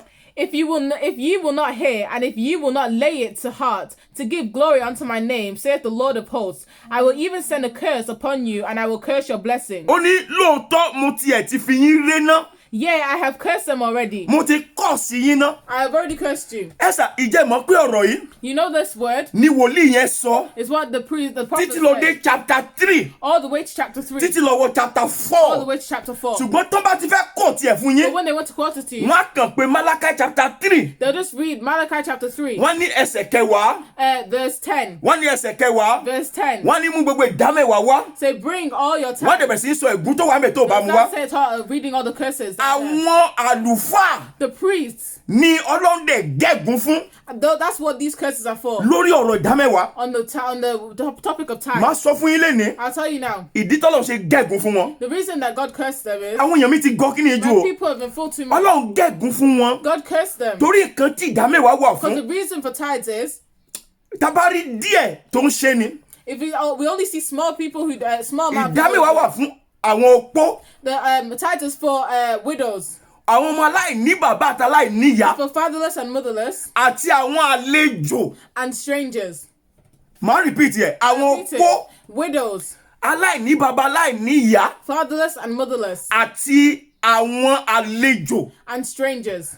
Àwọn àlùfáà yìí These priests, wọn ò wá kí n ṣe bẹ́ẹ̀. they don't do it. Wọ́n bad. ṣe bó ṣe wù wọ́n ni. They just use the tithes Wọ́n however fi they ṣe bó want. ṣe wù wọ́n They ni. do the tithes however they want. Nǹkan tó bí Ọlọ́run nínú nìyẹn That's what made God tó angry. fi gé ẹ̀gún yìí fún wọn. That's why he cursed them. Jẹ́ wá ṣàlàyé ìṣíwájú Let fún me ẹ. explain it for you. Ìdámẹ́wàá ẹ Your tithes, ó dàbí èso àgbàdo. it's like a seed for corn.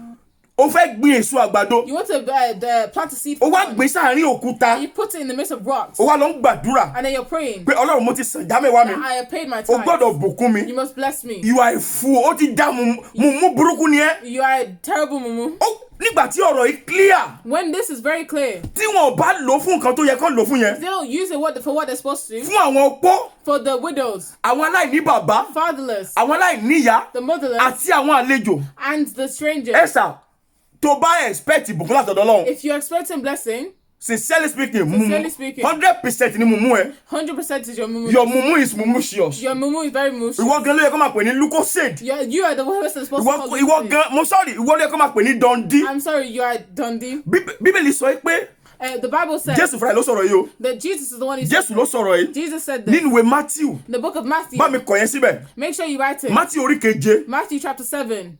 Ẹsẹ̀ ìkẹrìndínlọ́gbọ̀n sí verse 26 ìkẹtàdínlọ́gbọ̀n. to 27. Jésù wí pé The Bible says ọ̀rọ̀ tá à ń sọ yìí.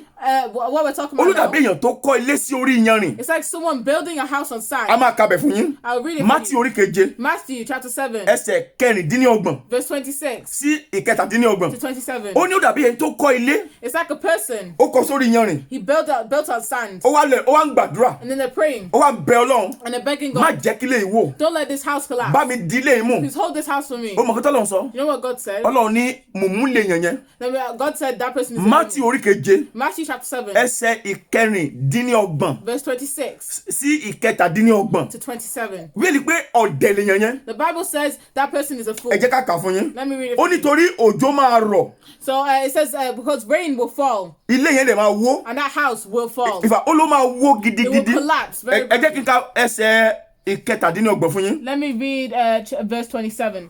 òjò sì rọ̀ And the rain descended, ìkún omi sì dé and the floods came, afẹ́fẹ́ sì fẹ́ and the winds blew, ó sì bi ilé náà lulẹ̀ and beat upon that house. ìwó rẹ̀ sì pọ̀ And gidigidi. it fell, and great was Ó it wó that gidigidi. fell. It great. Wo It fell ilé very yẹn ò ní wó greatly. díẹ̀. It will not just fall a little ilé bit. tó kọ́ sórí yanrìn yẹn That house you built ó on máa sand, wó gidigidi. it will fall very mo greatly. tẹ́ ìṣẹ̀ sápè dáadáa. Let me give you an example. ó mú àgbàdo ìkóró àgbàdo. You bought a seed of corn, ìkóró àgbàdo méjì ni o. 2 seeds of corn. ó gbìn kan sí orí ilẹ̀ tó lọ́ràá. Put one on the fertile ground, ó gbé kan ó lọ gbìn ó fi sórí òkúta orí àpáta. and then you took another one and put it on rocks. ó wá expect blessing lórí méjèèjì. They're expecting blessing on both. ẹ̀sà irọ́ ló ń pa. I'm sorry, it's a lie. gbogbo ìbùkún tọ́lọ́run ṣèlérí ẹ̀ All the blessings that God said lórí ọ̀rọ̀ ìdámẹ́wàá on these ó times, lè rí gbà you can't get it. sí àwọn ọmọ aláìní bàbá If the fatherless, àwọn ọmọ aláìní ìyá the motherless, àwọn opó the widows, àti àwọn àlejò and the strangers tí wọ́n bá jẹ ìdámẹ́wàá ẹ̀ don't have those, gbàgbé ẹ̀ ó lè rí ìbùkún ìdámẹ́wàá gbà not get the blessings of tithes. tí wọ́n bá dé wá ti san And after you paid it, wọ́n lò lè béèrè they say you cannot ask questions. ìfà mo rí èèyàn kan I saw someone ó ní mo ti ṣe tèmi said, I have done my own. ó kun àwọn àtọ́lọ́hún It's hit them and God. ọ̀dẹ̀ burúkú ni ẹ́ You are a fool. má bínú mumu ni ẹ́ I'm sorry. but èmi you kọ́ are mo a fool. sọ bẹ́ẹ̀ bíbélì ló sọ bẹ́ẹ̀ o That's what the Bible said. Jeremiah Jeremiah orí karùn-ún chapter 5, ẹsẹ̀ ìkọkànlélọ́gbọ̀n verse ó 31. ní ó Says, gọ̀ you have been fooled. ó ní kí n wá sọ fún ẹ lẹ́ni Let me má tell you. gọ̀ mọ́ Don't be ó spoken gbọ́dọ̀ anymore. sọ̀rọ̀ You must speak. ṣé ìdámẹ́wàá yìí ṣé ẹ fi ń ṣe nǹkan tí bíbélì ní ká ṣe Are you using these tithes for the right thing? torí àgbà tí mo ti sán mi rí ìbùkún o After I've been paying for them, I haven't ìdí received tó ṣe blessing. rí ìbùkún nìyẹn o The reason that's ó the reason dẹ̀ you lè haven't rí seen blessings. ìbùkún You cannot see blessings unless tó bá fi ṣe nǹkan tó yẹ kán ṣe until they use it for the ẹnìkan wá right sọ thing. pé pásítọ̀ ò yẹ kó sọ bẹ́ẹ̀ And then one person will say, oh, you're not supposed to say that. ẹ mọ̀ tó bá ti sán wọn ti sán náà When nìyẹn they paid it, they paid ó it. dẹ̀ kun àwọn wòlíì àtọlọ́run And it's now the prophet, it's the priest and ní ìgbà tọ́lọ́run sọ pé God. àwọn èèyàn mi fẹ́ bẹ́ẹ̀ When God said that my people wanted ṣe ẹni bẹ́ẹ̀ yẹn àwọn èèyàn mi fẹ́ bẹ́ẹ̀ do you see my people ọlọ́run wanted máa wù ẹ́ níran God, the heavens will be títí ayé ẹ máa dẹ̀ fi bàjẹ́ tó ní rí nǹkan jẹ until your life will be ruined without any ṣùgbọ́n blessings. mo fẹ́ kó rí nǹkan jẹ Now I want you to see mo fẹ́ something. kí ìbùkún ọlọ́run wọlé tọ̀ ẹ I wá want the blessings of God to be with tó you. bá ṣe ń san See, if you're o paying for gbọ́dọ̀ it, béèrè kí ṣé ẹ ṣe bí bíbélì sọ pé kán ṣe you must ask questions. Are you doing it like the Bible said to? tó o bá ṣe bẹ́ẹ̀ If they're not doing it like that, orí àpáta they put orí àpáta ló rocks. gbin àgbàdo ẹ̀yẹn Rocks sí is where you put your seeds of corn. ìdámẹ́wàá dàbí ìkóró àgbàdo yẹn Your ni tithes are like the seeds, orí àpáta ló gbé sí and you put it on the ṣùgbọ́n rocks. chọ́ọ̀chì tó bá ṣe bí bíbélì sọ pé kán ṣe But the way if a church did it the way the Bible said that so, means o gbìn sórí ilẹ̀ tó lọ́ràá that means you put your tithes into a kò place sí ní of ìyẹn máa fertile ó máa ground. mú èso á mú ìbùkún wá fún ẹ It will grow blessings and prosperity for you. lórí nǹkan tí mo sọ yìí What I told mi you ní now, sọ́jú bẹ́ẹ̀ yẹn lọ I'll not say more on it. lórí ọ̀rọ̀ ìdámẹ́wàá yẹn On the same ẹ̀yin time, mélòó lẹ ti gọ̀ how many people have you been fooled? ẹ tó bá ní ìbéèrè kó máa béèrè o Anyone who has questions, please ask them. hallelujah ẹnìkan Hallelujah. béèrè níbẹ̀ yẹn Someone asked. ó ní ṣe ìdámẹ́wàá yìí It says, is ṣé àwọn òṣìṣẹ́ olúwa lè jẹ nínú ẹ̀ this tithes can the What? church workers have them? kò sí àní bẹ́ẹ̀ ni mà It says yes, ma. olùṣọ́ àgùntàn The shepherds, àwọn pásítọ̀ the pastors, àwọn tó ń ṣiṣẹ́ lọ́run yẹn the ones who are working, àwọn náà with lẹ́tọ̀ọ́ God, láti jẹ́ ń bẹ̀ they have the right. wọ́n ní from them. pọ́ṣọ̀ tiwọn nínú They have their ìdámẹ́wàá own portion. ṣùgbọ́n nǹkan tó ń ṣe lóde òní What they're doing now, sórí pọ́ṣọ̀ àwọn ọmọ aláìní bàbá the portion of fatherless, àwọn aláìní ìyá of àwọn mothers, opó of widows, àti àwọn àlejò and of strangers. ẹ̀sà ìyẹn ló ká ọlọ́run lára jù That's what's making God more ní orí angry ìdámẹ́wàá on these tithes. wọn ọ̀dẹ̀ ìyẹn gẹ́gẹ́ làwọn ọ̀dẹ̀ wá ṣe And that's exactly what they're not nǹkan tó doing. bá lọ́run gẹ̀gún fún wọn That's nìyẹn what God cursed them nínú for málákì yẹn in Malachi. ṣùgbọ́n wọ́n sọ pé But they said ìwọ ni ẹ̀gún yẹn wà fún that you're the one. it's a It's lie a lie. gbé bíbélì náà Well, hold your Bible. ẹ̀sìn kí ló ṣe àwọn èèyàn wa kí ló What is wrong with our people? tí èèyàn bá ṣọ́ra gẹ̀ẹ́ lè fẹ́ máa ṣèpè lórí ọ̀rọ̀ yìí If you're not careful, you could be cursing people on this. kí ló ṣe àwọn èèyàn náà What's wrong with our people? kí ló dé tó ṣe gọ́ Why have you been ó slapped? ní láti sọjí You must awaken yourself. Hey, Williams, God bless ọmọ mi nìyẹn. Williams, God bless you. Williams, my son. Hey, àwọn yẹn ọmọ yẹn ó sọ jí bàjẹ́. No, this one, he's very awakened. Mo kọ́ nílé ìwé ìgbà kan rí. I taught him in one school. Ṣùgbọ́n ti di èèyàn láàsì. But now he's a big person. Ó dẹ̀ sọ jí ara ẹ̀. And he's awakened. God bless you, my brother. God bless you, my brother. Ọmọ yẹn ó sọ jí dáadáa. He's very awakened. Mo fẹ́ kí ìwọ náà sọ jí. I want you to awaken. O gbọ́dọ̀ gọ́ mọ́. You must not be fooled. Mi ní sọ́jú bẹ́ẹ̀ lọ jàre. I'm not going on. Tí o bá tí ì yé mi tí mo sọ dé. You understood? O ti gọ́ nìyẹn o. That means you have been slack. O dẹ̀ sì fẹ́ máa gọ́ lọ. You still want to be slack. Yẹ tún kó lórí yẹn. Let me leave that one. Ìjọ mọ̀ pé area kan tún wà táwọn èèyàn mi ti gọ́ gan. Do you know there's a place where my people have been fooled as well? Ọkọ àti ìyàwó. Husband and wife. Wọ́n dẹ̀jọ wà nulẹ̀. They're together in the Má house. gbàgbé. Don't forget. Bíbélì sọ wípé The Bible says wọ́n ti di ara kan. they've become one flesh. Wọ́n di ara kan. They become one person. Pásítọ̀ kan dẹ̀ wà lórí fóònù. And then one pastor's on the phone. Àlùfáà kan. A priest. Àlùfáà ni o. One priest. Ó dẹ̀ wà lórí fóònù pẹ̀lú Be on ìyàwó. the phone with the wife. Ó ní madam. Say, madam, Ṣé rí owó tẹ́ sọ pé ó ti wọlé you yẹn? know the money that you have got now? Ẹ má ti jẹ́ kí dáàdi yín mọ̀. Don't show your husband. Ẹ tọ́jú ẹ̀ dáadáa. Make sure you keep it. Ẹ kàn kọ́kọ́ sàn dámẹ́wàá yín ná. Just pay your tithes. Màá wá advice yín And I'll later. advise you later Nǹkan tẹ́ máa fowó yẹn ṣe. on what you should do with the Ẹ mọ̀, money. ẹ gbọ́dọ̀ fowó yẹn di nǹkan mọ́lẹ̀. You should use the money to hold Ẹ things gbọ́dọ̀ fi down. di nǹkan mọ́lẹ̀. Use to hold things down. Àlùfáà yẹn, That priest, ó wá jẹ́ ọlọ́rọ̀ ìyàwó he's the one the first confidant of the wife, tó dẹ̀ wrong. and that's wrong. Ó dẹ̀ wrong. That's wrong. Àwọn èèyàn mi ti gọ́ ni. My people have been fooled. That's why wàá rí wọn. That's why you see them. Àwọn obìnrin yẹn, These wives, wọ́n kúnlẹ̀ síwájú àlùfáà. they'll kneel down in front of the Wọ́n máa priest. gbọ̀n ní o. They'll be shaking. Jìnnìjìnnì á mú wọn. They'll be start Wọ́n máa shaking. gbọ̀n. They'll be shaking. Wọ́n máa pè ní dáàdì. You say, daddy. Wọ́n dẹ̀ lè kúnlẹ̀ fún ọkọ wọn They lé. cannot kneel down for their husband. Wọ́n lè bọ̀wọ̀ fún ọkọ lé. They cannot bow for their Ẹ husband. ti at home. gọ́ They have ni. been fooled. Torí wọ́n ti jẹ́ kẹ́ gbàgbọ́ pé Ọlọ́run làwọn. They've made you believe that they are God. Meanwhile, ẹni tó yẹ kó jẹ́ ọlọ́rọ̀ ẹ, Meanwhile, the person that they're supposed to talk with, your first confidant, ó yẹ kó jẹ́ ọkọ ẹ àbí supposed to be ìyàwó your ẹ. husband or your wife. Ó ní dáàdì, And said, daddy, owó yẹn ti wọlé. that money has come. Wọ́n ní madam, Said, madam, ẹ má jẹ́ kọ́kọ́ yín mọ̀. don't tell your husband. Ẹ san ìdámẹ́wàá yín. Make sure you pay your Ilé tithes. tó kún ẹ tọ́jú The ẹ̀. rest of it, hide Ẹ má it. jẹ́ kí dáàdì sí mọ́. Don't let daddy see it. Ó dẹ̀ ń ya ọkọ àti ìyàwó. And you're separating husband and Àwọn wife. èèyàn mi dẹ̀ ń gọ̀. My people are being Àwọn fooled. èèyàn mi dẹ̀ ń gọ̀. People are being fooled. Ọlọ́run mi. Oh my God. Hallelujah. Hallelujah.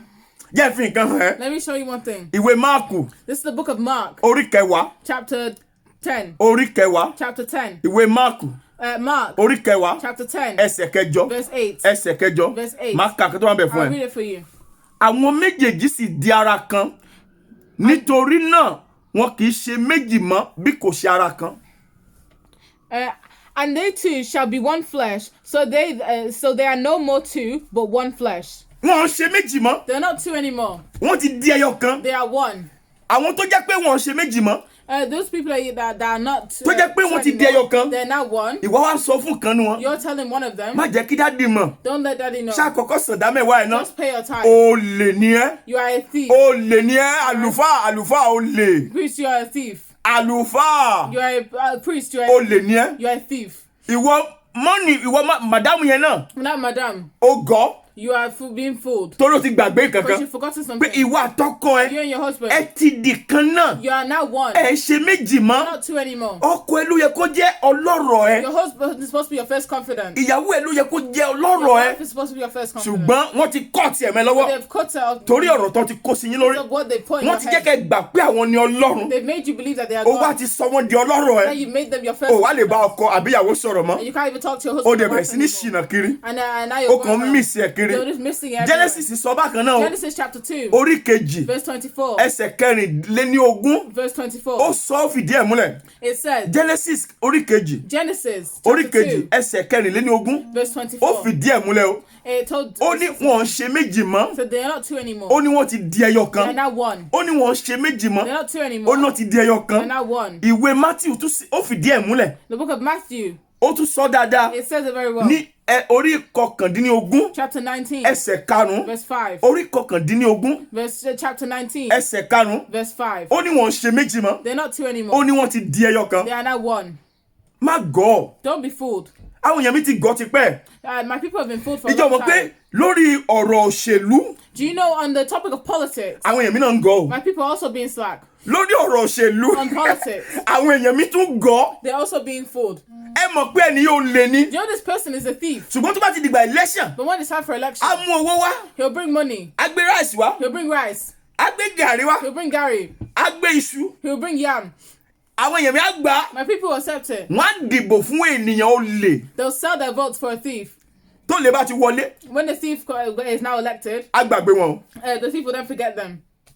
á bẹ̀rẹ̀ sí ní ké, They'll start àwọn èèyàn á crying. máa ké. People will be crying. Ọlọ́run gbà wá, God save us. bá wa tún ìlú yìí ṣe. God help us to turn this country around. ẹ ṣàìrọ́ ni o. Sorry, it's a lie. Bíbélì pé àwọn èèyàn mi fẹ́ bẹ́ẹ̀. My people want it like that. ṣé rí nǹkan táwọn èèyàn mi fẹ́ yẹn? You know what my people want? bó ṣe máa rí nìyẹn o. That's how it will be. kì í ṣe bí mo ṣe fẹ́ nìyẹn. Not how I want it. àwọn èèyàn mi ló kàn gọ̀. Just my people who want it. ìgbà Like táwọn that. èèyàn mi dẹ̀ ti gọ̀, And when my people have wanted like that, kò sí ìkànnì máa ṣe. there's nothing I can máa do. fi wọ́n lẹ̀ ni. I'll leave them. àwọn èèyàn mi ti gọ̀. My people have been mo fẹ́ kí fooled. èèyàn kan gbàdúrà. I also want to pray. má jẹ́ sọ́jú báyìí lọ. Don't let me say anymore. ìjà rẹ ni tó ti bèrè mẹ́yẹn. Oh, I see a question. Olúwatóyìn Adéọlá, òkè wọn kí wa ni. God bless you tó Ọlọ́run á bùkún yín. Okay, welcome there. Thank you. Bọ́dá wa David Ṣóyẹmí. Our brother David Shoyemi. Wọ́n ní God bless this interpreter, wish you greater anointing. Wọ́n ní Ọlọ́run bless interpreter. God Hallelujah. bless me. Hallelujah. Hallelujah. Hallelujah. Bọ̀ ẹ́ sà, adúpẹ́ fàdúrà tẹ́ gbà fún interpreter. Thank you for the prayer that you prayed for me. Fún translator wa. But our translator. Adúpẹ́ fàdúrà tẹ́ gbà fún. Thank you. Ṣùgbọ́n nǹkan tá a sọ fún yín sà, But what I'm telling you now, ẹ ti ń gọ̀ jù. you have been fooled. Ẹ too má much. gọ̀ mọ́. Don't be fooled anymore. Tabarẹ́ ẹni tó ní ìbéèrè. When we see anyone who has a question, Bóyá lórí ibì kan torí pé àwọn èèyàn ti ń gọ̀. maybe on somewhere where you know that people have been fooled, Tó dẹ̀ fẹ́ kán gọ̀ mọ́. and you don't want them to be fooled Tó bá anymore. kọ́ síbí, If you write it here, àwa máa ṣàlàyé ẹ̀. we'll explain it to you. So that wọn ò ní gọ̀ So mọ́. they won't be fooled anymore. Torí a fẹ́ filẹ̀ sí bíi márùn-ún tá a sọ yẹn. You want to leave it for that Mo five. ti that we sọ talked about. àwọn ìpele mẹ́fà I've done 5 examples. Mẹ́fà. 6. tí àwọn yẹn ti gọ̀. That people have been fooled. Ó pọ̀. It's lots. Mo kàn mú mẹ́fà I yẹn ni. just picked those 6. Ṣùgbọ́n ohun tí Bíbélì sọ ni pé What the Bible says is, ẹ má gọ̀ don't mọ́. be stuck anymore. Tó bíbí tó yẹ kó o ti sọ̀rọ̀. Where you're supposed to speak, O ní oore ọ̀fẹ́ sọ̀rọ̀. you have the grace. Speak. Má gọ̀. Don't be fooled. Má jẹ́ kán jẹ ẹ́ má yé. Don't let them eat you up from. Má dimú gùn fún Don't wọn. become mugu. Ẹhẹ́n. Don't become an idiot. That's the word, don't become an idiot. Ọ̀rọ̀ èdè ká mi lára. Má gọ̀ fún wọn mọ́ Be sẹ́. an idiot. Hallelujah. Hallelujah. Mo fẹ́ kí èèyàn kan gbàdúrà. I also want to pray. Sọ pé dádì. Say, Daddy. Sorry, wọ́n sọ o. They're not saying anything. Ẹ̀rí, o tún gọ̀ lórí àdúrà. You're not being fooled on here. Sọ pé dádì Say, Daddy, sọ mí jí. awaken me. Dádì sọ mí jí. Daddy, awaken me. Má jẹ́ kán jẹ mí má yé. Don't let them devour me in this Má life. jẹ́ kí wọ́n jẹ mí má Don't yé. let them devour me in this Sọ mí life. jí Ọlọ́run. Awaken me. Ó yá máa gbàdúrà I'll be bẹ́ẹ̀. praying that Olúwa prayer. sọ mí jí. Father, awaken me. Sọ pé dádì Say, Daddy, sọ mí jí. awaken me. Sọ ẹ̀mí mi jí. Awaken my spirit. Má jẹ́ ń gọ̀ mọ́. Don't let me be fooled anymore. Fún mi ní ìmọ̀ àtòyé. Give me knowledge, wisdom, and understanding. Jẹ́ kó yé mi. Let me understand. Má jẹ́ ń gọ̀ mọ́. Don't let me be fooled. Dádì sọ mí jí. Awaken me. Dádì Don't sọ let mí me jí. slack. Awaken Dádì me. sọ mí Daddy, jí. awaken me. Mo fẹ́ sọ jí. I want to be awakened. Dádì sọ mí I want to be jí. awakened. Mi ò fẹ́ ya I ọ̀dẹ̀. don't want to be a fool. Mi ò fẹ́ ya ọ̀dẹ̀ I want mọ́. to become an idiot. I don't want to be Mi stupid. ò fẹ́ jẹ́ I mùràn. don't want to be a moron. Mi ò fẹ́ di mùmú. I don't want to be mumu. Mi ò fẹ́ wà ní mùmúṣíọ́s I level. don't want to be in a mumusious Mi ò level. fẹ́ dàbí I Lucozade. don't want to be Lucozade anymore. Mi ò kàn fẹ́ máa wò I don't want to bọ̀. be looking Like Lucozade. like Lucozade. Olúwa sọ mí jí. Oh Lord, awaken me. Má gọ̀. Don't be fooled. Tó o bá fẹ́ gọ̀, Don't be if you don't want to be slapped. gbàdúrà yẹn. Pray this Sọ pé prayer. dádì Say, Daddy, sọ mí jí. awaken me. Jẹ́ kẹ̀mí ẹ. Let your spirit, Jẹ́ kó wọ inú mi. let it be in my Kó dẹ̀ sọ mí jí. and awaken me, Kí n má bàa máa gọ̀ so mọ́. I cannot be fooled anymore. Ó yá gbàdúrà yẹn dáadáa. Pray that prayer. Gbàdúrà yẹn dáadáa. Pray that prayer. Tó bá dẹ̀ ní ìbéèrè, If you have any o questions, lè bí mi. you can ask me. In Jésù Olúwa Jesus' wa. mighty name we have prayed. Amen. Amen. Àní ṣe jù báyìí lọ We lénìí. will not go on anymore. Ìwọ tó ti gọ̀. You who have been slack now. Ìwọ tó ti gọ̀. You who have been fooled now. Má mà gọ̀ mọ́. Don't be fooled anymore. O ní láti sọ jí. Awaken. You need to be awakened. Gbogbo ẹ̀yin tẹ́ ti ń gọ̀. You, everyone who has been being fooled for a long time. Má gọ̀ lọ́lọ́run wí. Don't be fooled. That's what God said. Àwọn èèyàn mi ti gọ̀. My people have been slack for a long Wo time. tó bá gọ̀ lọ́ọ̀ máa fi ẹ́ sílẹ̀ fún wọn ni o. If you've been if you're being fooled, God will just leave you for them. Ẹnìkan gbọ́ mi fẹ́ sọ̀rọ̀ yẹn sọ. Someone is not listening to Tó me. bá gọ̀, If you're being fooled, tó dẹ̀ ń gọ́ lọ, and you carry on being fooled, Ọlọ́run máa fi ẹ́ lẹ̀ God fún will wọn. leave you for them. Wọ́n dẹ̀ jẹ́ ẹ́ máyé. And they will devour you in this Wọ́n life. dẹ̀ fi ìyà jẹ ẹ́. And they will make you suffer. Gbogbo nǹkan tó dáa wọ́n dẹ̀ máa gbé kọjá ẹ̀. Everything that is good, they'll be taking it away from you. Torí pé o gọ́ ni o. Just because you're being slack. Kò sí nǹkan tọ́lọ́run máa ṣe There's nothing that God can do tó bá gọ́. if you're fooled. Torí Ọlọ́run ò fẹ́ kó o gọ́. God does not want you to be fooled. That's why tó ṣe fún wa ní ọ̀rọ̀ ẹ̀. That's why He gave us a Bible. Ó fẹ́ kó o máa wá ọ̀rọ̀ They yẹn. want you to look for everything. Bóyá gbogbo nǹkan tó ń gbọ́, To see if everything you're hearing, bóyá òótọ́ ni. if it's true. To the extent pé To the extent. nǹkan tí mo sọ lẹ́nìí, What I said now, o gbọ́dọ̀ lọ ṣe research. you must research on it. Gbogbo àwọn verse tí mo kà, All the verses that I read, o gbọ́dọ̀ lọ wò wọ́n. you must look at them. Kó rí pé òótọ́ ni. To make sure that they are true. Lọ kà á. Go and read them. Irú Málákì chapter 2 yẹn. Malachi chapter 2. Lọ kà á dáadáa. Go and read it very Ó ní well. àwọn àlùfáà. The priest, Ó dẹ̀ bẹ̀ sí iṣẹ́ ìpè fún he wọn. starts to curse for It's them. not for you. It's not for you. Lọ kà á dáadáa. Read it very well. Ọlọ́run. Oh my God. Ẹ wo ọ̀rọ̀ yìí ó ń ká mi lára. I'm very pained by this. Má gọ̀. Don't be fooled anymore. Má gọ̀. Don't be fooled Ọlọ́run á sì anymore. gbàdúrà ẹ̀. God wants your prayers. Mo gbàdúrà. I pray for you. Ẹ̀mí ọ̀run The Spirit of á God, wọnú àgọ́ ara rẹ̀. He will go into your body Á sọ ẹ́ jí. and awaken you. O dẹ̀ ní gọ̀ mọ́. And you will not be fooled anymore. Jésù Olúwa wa. In Jesus' mighty name we have prayed. Àmín. Amen. Àmín. Amen. Àmín lórúkọ Amen. Jésù. In Jesus' name we A pray. dúpẹ́ lọ́wọ́ gbogbo yín. Thank you for all of you. Tó bá dọjọ́ Sunday. When it's on Sunday, Hallelujah. hallelujah. Okay, àwọn admin mi sọ fún mi pé ìbéèrè wà ń bẹ̀, mi ò rí ni. Oh, I'm sorry. Then are we to pay the tithe since the priests are not doing it as command? Hallelujah. Hallelujah. Àwọn ìbéèrè wọ̀nyí lágbára o. These questions are very powerful. Mọ́mí Bukky Adébùsóyè. Mommy Bukky Adébùsóyè. That's ìyàwó bíṣọ̀bù mi nìyẹn o. That's the wife of my bishop. Wọ́n béèrè ńlá kan. They asked the question. Wọ́n ní, how can you advise a wife when she and her husband are committed in the church? After few years, the husband told the wife they are not going to the church anymore, but the pastor of the church wants the wife to continue attending the church when the husband of the woman said she should go to the church. She should not go to church anymore. What is your advice? Esma, mommy, Emma, go. Don't be fooled. Emma, go. Don't be fooled. Ìkan tí mo ṣe sọ tán nìyẹn o. That's what I just said now. Bishop, mami, ìyàwó Bishop, Emma, go. No, Bishop, don't be fooled. Ọkọ obìnrin kan sọ pé The husband of a wife, lọ church yìí mọ́. we're not going to this church anymore. Bóyá ó ti rí pé wọn kì í ṣe nǹkan tó tọ̀nà níbẹ̀. Maybe he sees that they're not doing the right Àbí ó thing. ṣáà ti rí pé ibi òṣèbí táwọn gbọ́dọ̀ wà. That place is not where they're Imagine going. àlùfáà church The yẹn. priest of that church Ó wá pè ìyàwó yẹn. called the word woman. Ẹ̀sà, ó yẹ kó mú àlùfáà yẹn kó máa kó ní kòbókò lójoojúmọ́ ni. Supposed to be beating the priest with koboko. Ojoojúmọ́ ó yẹ kó mú àlùfáà yẹn sí gbagba kó faṣọ ìyá kó sọ lóko. They're supposed to take that priest into the midst of people. Thank God, live their clothes. orí live program mo wà I'm on yìí. a live program now. Mo tún fẹ́ tún sọ. I wanted to say Ó it. yẹ kó mú àlùfáà yẹn Supposed to take that priest, kó sọ ní òkò ní gbangba. throw stones at him outside. Ó lọ pe ìyàwó oníyàwó They're calling another wife. pé kó má wọ́ọ̀rì o. Don't worry. Kó fi ọkọ ẹ̀ sílẹ̀ kó máa lọ sí church tọ́kọ ń lọ. Leave the husband, and let the husband go to that church. Ìyàwó yẹn kó sì máa wá sí church the tó wife coming to the wọ̀. Bíbélì wí pé The Bible said àwọn méjèèjì ti di ẹyọ kan. those two have become one. Ó lè yà wọ́n. You cannot separate them. Gbọ́ mi, ó lè yà wọ́n. You cannot separate them. Ìgbà kan ṣoṣo Only once. tí ọkọ àti ìyàwó When a husband and wife, tó lè dàbẹ́ ni pé wọ́n ní ìkùnsínú when they can be angry at each other lórí ọ̀rọ̀ ẹ̀sìn. on services, Ó ní pé tí ìyàwó bá gba Jésù, so when the woman has Jesus, tọ́kọ lòun ò gba Jésù. well, the husband said they just want Ṣùgbọ́n Jesus. tí ìkan yẹn ká tún ṣẹlẹ̀ bẹ́ẹ̀ That gan. thing happens at that time, Ṣùgbọ́n tí ọkọ sọ pé ìyàwó mi ni ẹ́, and the husband said, "You are my wife. ó ti gba Jésù. You have got Jesus. Mi ò gba Jésù. I don't want Jesus. Ṣùgbọ́n ìyàwó mi sì ni ẹ́. But my wife, you're still my wife." Ẹ̀sà ìyàwó ìyàwó yẹn gbọ́dọ̀ dúró ti ọkọ ẹ̀. The wife must stay with the husband. á dẹ̀ sì gba Jésù ẹ̀. They can still have Jesus. Paul ṣàlàyé ẹ̀ nínú Bíbélì. So but Paul said it in the Bible. kò bà ìgbàgbọ́ ìyàwó yẹn jẹ́. It does not spoil the ìyàwó yẹn wife. á sì jẹ́ ọmọ The Ọlọ́run. wife can still be the children. ṣùgbọ́n of God. eléyìí tó tẹ̀ wá tó ń sọ yìí. But what you're talking about ọkọ now, àti ìyàwó yẹn náà jọ gba Jésù. both of them have Jesus. wọ́n wá náà lọ chọ́ọ̀chì yìí mọ́. Say they don't want to go to that church. àlùfáà yẹn wá ń pe ìyàwó. And that priest is not calling that ipe person. káwọn sì máa wá sí church kí ìyàwó sì máa wá. So the woman should be still coming to ẹ̀rí the kó fẹ́ church. dalé wọn rú nìyẹn. You can see the priest. Ó fẹ́ yà wọ́n nìyẹn. But they want to separate them. Bíbélì sọ pé méjèèjì ẹyọ kan ni wọ́n. Two of them are one. ṣé ẹ rí i pé àlùfáà yẹn ó yẹ kán nà lẹ́gba. See, that priest is supposed to be tó beaten. bá ṣe ṣe ó yẹ kán sọ lóko They're pa. supposed to throw stones. irú àwọn àlùfáà yẹn ni Bíbélì sọ pé òun ti curse òun gẹ̀gún fún. Those are the kind of priests that God said so he cursed. eléyìí ó sọ̀rọ̀ advice. This is not advice. ẹ sá fún àlùfáà yẹn. Run from that priest. kì í ṣe àlùfáà Ọlọ́run. He's not a priest of God. kò sí àlùfáà tó máa ìyá ìyàwó àtọkọ. There's no priest that can separate. tó bá husband ti and lọ wife. máa fi wọ́n lẹ̀ ni.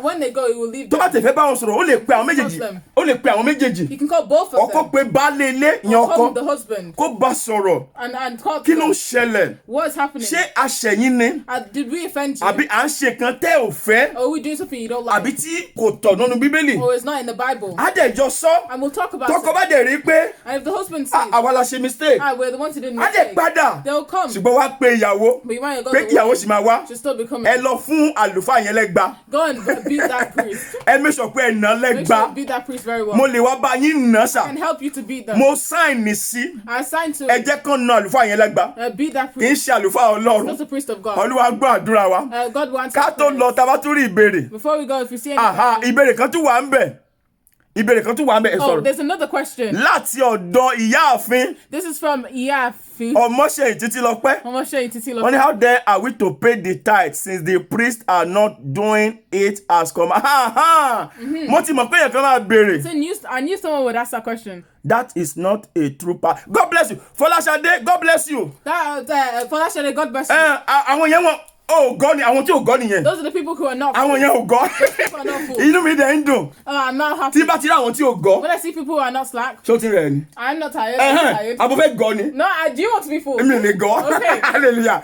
Tí bá ti rí àwọn tí ò gọ́. When I see people who Inú are mi not máa ń full, dùn ni. I'm very happy. Fọláṣadé Folashade Hambolu Hambolu, ó sọ pé she said, àlùfáà yẹn that pastor, onírọ́ ni he's a liar. kì í ṣe àlùfáà òtítọ́ He's not a orí ẹ pé priest of truth. o ò gọ́ nìyẹn That means you are not full. sórí àwọn tó ń gọ́ So the people who are being àwọn tí ò full, ń ka Bíbélì ni o those are the ones who are not reading the Bible. ẹ̀sà Esther, ẹ jẹ́ sọ fún mi fẹ́ kọ́ I don't gbọ́ tell you a secret. I don't want to tell you. tẹ́ ẹ bá ka Báíbù If you don't read the Bible, tẹ́ ẹ bá ka Báíbù if you don't read the Bible, ẹ máa gọ́ o you'll be fooled. òótọ́ ẹ máa gọ́ You'll be fooled. ẹ gọ́ You'll be fooled tẹ́ ẹ bá ka Báíbù if you don't read the Bible. àwọn tí ó máa ń gọ́ The people who have been àwọn fooled, tí Bíbélì sọ pé àwọn èèyàn mi ti gọ́ the Bible that says that the people who are fooled, àwọn ni àwọn tí ò ń wá ọ̀rọ̀ yẹn o those are the ones who don't So, look at for proof. ìyá àfẹ́ Ọmọṣẹ́yìn sọ pé báwo la ṣe ṣẹ̀ṣẹ̀ ìdá mẹ́wàá So the one who asks, how can we pay tithes then? ní ìgbà tó jẹ́ pé ọ̀pọ̀lọpọ̀ àwọn pípọ̀ wọn ò ṣe bó ṣe yẹ ká When ṣe the priests are not doing as commanded. ìgbésẹ̀ àkọ́kọ́ The first step is to kọ́kọ́ tó o ti sàn àbí you're paying it, right? o dẹ̀ rí ìbùkún And you're not seeing ṣé blessings. o mọ̀ pé o ní right láti lọ bá pásítọ̀ yẹn You know you can go and get that. o ní right láti lọ bá olùṣọ́ àgùntàn Go yẹn to that shepherd. ẹ̀sà mo máa san ìdá mẹ́wàá yìí I am paying these tithes. mi ò jẹ́ mo ń san I am paying them. kò dẹ̀ sí ìbùkún ẹ̀ ń bẹ̀ And there's no blessings. ṣé kìí ṣe pé orí òkúta lẹ̀ ń kó sí. Isn't it that is it not that you're putting these seeds on rocks? ẹ gbìn sórí ilẹ̀ You're not putting on fertile tó ti máa ground mú èso fún mi that will bring torí blessings for you. Ọlọ́run ò lè bless yẹ God cannot bless you. tó bá bá ń kó sórí òkúta If you're putting nǹkan tó on dé rocks. ṣe nìyẹn And that's what they're doing. ẹlòmíì ni wọ́n máa bínú Some people will get angry. àwọn tó bá ti bínú yẹn Whoever gets angry, ó they lè are thieves. ó lè ní wọ́n They're thieves. jẹ́ ìpínlẹ̀ kan sí ó lè They're thieves. ó lè ní wọ́n Thief. torí Bíbélì jẹ́ ó state ẹ̀ ní The Bible states it very àwọn clearly. opó The widows, aláìní bàbá aláìní fatherless ìyá and motherless, àti àwọn àlejò and strangers. ṣe rí group mẹ́rin tí mo fẹ́ ni wọ́n Those yìí four groups I keep saying, àtàwọn fúnra wọn and then themselves, bọ̀ ṣe rí group mẹ́rin yìí these four ones, gbogbo church every church, tí ò bá ti ní plan fún wọn if they don't plan for them, tí wọn ò ní àwọn opó tó ń san sálárì they fún don't have windows tó and ní they give àwọn salaries. aláìní bàbá aláìní ìyá Mothers and fathers tó ń rán and, ní school and they don't have a school, tó ń fún lówó oúnjẹ that they're giving tí ò sí àwọn ọmọ that there's no kids, these fatherless children these fatherless tí children. wọ́n fún wọn ní school, And you're not giving them a school. ẹ fún wọn lóúnjẹ, You're not giving them food. ẹ place wọn sórí You're income. not placing them on income. Kò sí stranger tẹ́ ẹ bọ́, There's no strangers that you're ẹ dẹ̀ ń helping. gba tithe. And you're taking time. Olè That nìyẹn. means you're a thief. Ẹ̀gún Bíbélì dẹ̀ wà lórí yín. And the Bible, the curse of the Bible Ọlọ́run fúnra ló on you. gẹ̀gún yẹn fún yín. And so God that gave you those Malachi curses. chapter 2 ló ti bẹ̀rẹ̀. Malachi chapter 2 is where they Kó tó dé started. chapter 3. Before it gets to chapter 3. Ó ti ọ̀rọ̀ yẹn Malachi 2 yẹn ló ti bẹ̀rẹ̀. It started from Malachi Ó 2. dẹ̀ ní ẹ̀yin àlùfáà. And you priest. Àlùfáà ni mí. I am a priest. Bá a ṣe bá yín sọ̀rọ̀ lọ́run yìí. But as we're talking about Àlùfáà yín la jẹ́. we're pastors. A dẹ̀ mọ̀ ẹ́ pé And we know that. òótọ́ là ń bá yín We're sọ. talking to Torí àwa ò gọ́. because we're not fooled. So bó ṣe máa ṣe rèé tó bá ti lọ bá wọn. So if you go and ask them, Tí wọ́n dẹ̀ jẹ́ kó rí pé nothing like that tó exist níbí. and then make sure they tell you that nothing like that exists here. Kò sí ọmọ aláìní bàbá tó ń fún There's no lówó. motherless. Ọmọ aláìní ìyá. There's no fatherless. Kò sí opó. There's no widows. Kò sí àlejò. There's no strangers. Àwọn nìkan ló kàn jẹ́. It's only them that is. Wọ́n fi ra iná. They're buying Wọ́n fi ra cars, mọ́tò. buying cars, Wọ́n fi ra jet. buying jets. Àwọn míì wọ́n tún dá school sílẹ̀. They're making schools. Àwọn fatherless children ò dẹ̀ lè lọ school yẹn. And the fatherless people cannot go to that school. Iná Ọlọ́run máa jó yín. It was the fire of God that will get you. Iná Ọlọ́run máa jó The yín fire sẹ́. of God will strike Ẹ you. ò represent Ọlọ́run You're dáadáa. representing God very well at all. Ẹ kàn bà orúkọ Ọlọ́run jẹ́ ni. You're just destroying the name of God. Ẹ tún dá school sílẹ̀. You're even making a school. Àwọn ọmọ aláìní bàbá. The fatherless, Àwọn ọmọ aláìní ìyá. the motherless, Wọn ò lè lọ school they're yẹn. not allowed to go to that school. Ẹ dẹ̀ ń gba tithe. And you're taking tithes. Tithe yẹn máa bí yín. That tithes will ask you. Ó gbọ́dọ̀ bí yín ni. That tithes will become flesh and ask you. Evil people. Evil people.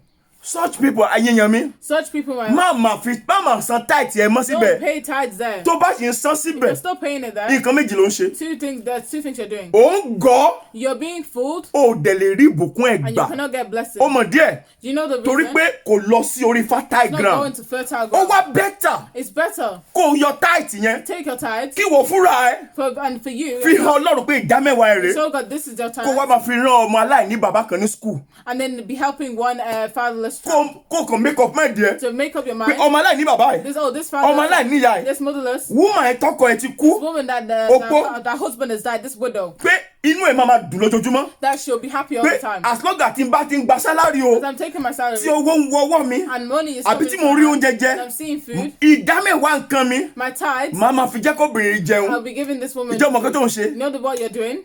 Tí gbogbo èṣù ayé. If all the Devils. devils in the Gbogbo agbára world, kùnkùn ayé. all the powers Tó of bá dúró darkness, against they yẹ. come against you, Iná máa jó wọn ni. fire will be Ọlọ́run máa striking them. ṣí ọ̀run fún ẹni. God will open heavens. Ẹ̀yin èèyàn mi ní Olúwa. Yeah, my Ẹ bá people, mi ṣe akíní kí gbogbo ayé please gbọ́. share this thing for people to hear. Ìkíní ó kan eegun ọkàn mi. This thing is touching my heart. Torí ó touching kan my heart, ọkàn Ọlọ́run alààyè. touching God's heart as Ó well. kan ọkàn Ọlọ́run Touching alààyè. God's heart as well. Ta ló tún ní ìbéèrè? Anyone who has a question? Mo ti dáhùn ìbéèrè yẹn. Have I answered that question? Mo ti dáhùn ìbéèrè yẹn. Tóun bá ti ṣe bẹ́ẹ̀ fúnra ẹ̀ ló máa fún àwọn opó àwọn ọmọ aláìní bàbá ọmọ aláìní ìyá. Yes, Olúwatóyìn kí ló sọ? Are you now advising us to ask?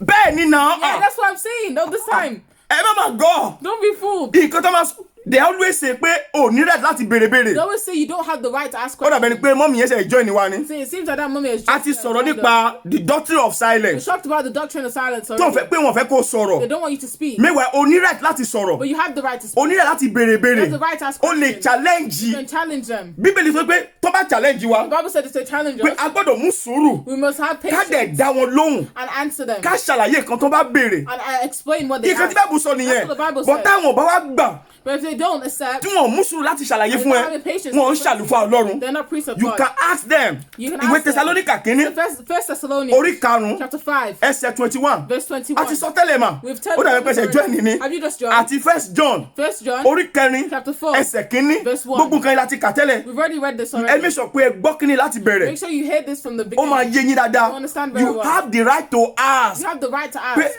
àlùfáà Ọlọ́run Say, priest of God. mi ò mọ reason tí mi ò ṣe ń rí I blessing. don't have the reason I'm not. I don't Bíbélì know the dẹ̀ reason sọ I'm not pé getting tí bá blessing. san ìdá mẹ́wàá The Bible says if I pay tithes, màá rí ìbùkún. I will get Mi blessings. ò dẹ̀ rí ìbùkún. I'm not seeing those Ẹ mọ̀ blessings. kẹ́tẹ́ lómi máa sọ fún wọn. Do you know what those Mo ti people gbọ́ say? mo ti gbọ́ rí. I've heard it before. Èèyàn tó san tithe regularly. Someone who's paying tithes Ìgbà tó regularly. wá sọ pé òun ò rí ìbùkún. They say they're not seeing Ẹ mọ̀ blessings. kẹ́tọ́ sọ fún. You know what they told Wọ́n us? ní ṣòkì ń parọ́. Say, are you not lying? Ṣòkì ń parọ́. Do you lie? Ṣòkì ṣe fornication. You know fornicate? Ṣòkì ń rìnrìn òru. If you don't what? working, you in are tithes, you are liars. a liar. That condition kò sí lórí ìdámẹ́wàá. It's not in the tithes. Tó o bá san ìdámẹ́wàá yẹn. If you pay those Kí tithes, ló okay ìgbà tẹ́ mọ̀ pé kí ló mẹ́yìn gbà lọ́wọ́ ẹ̀? if you know that she's working in the night and doing things, Kí ló mẹ́yìn gbà lọ́wọ́ ẹ̀? why did you take off? Her? If that's why tí unbeliever. So that's why unbelievers. Oh my God. Àwọn èèyàn mi máa gọ̀ o. My people are being fooled. I'm sorry I will mention some names now. Sorry, I'll mention some names now. Ẹ lè rò pé Dangote ò kí ń ṣe Christian àbí?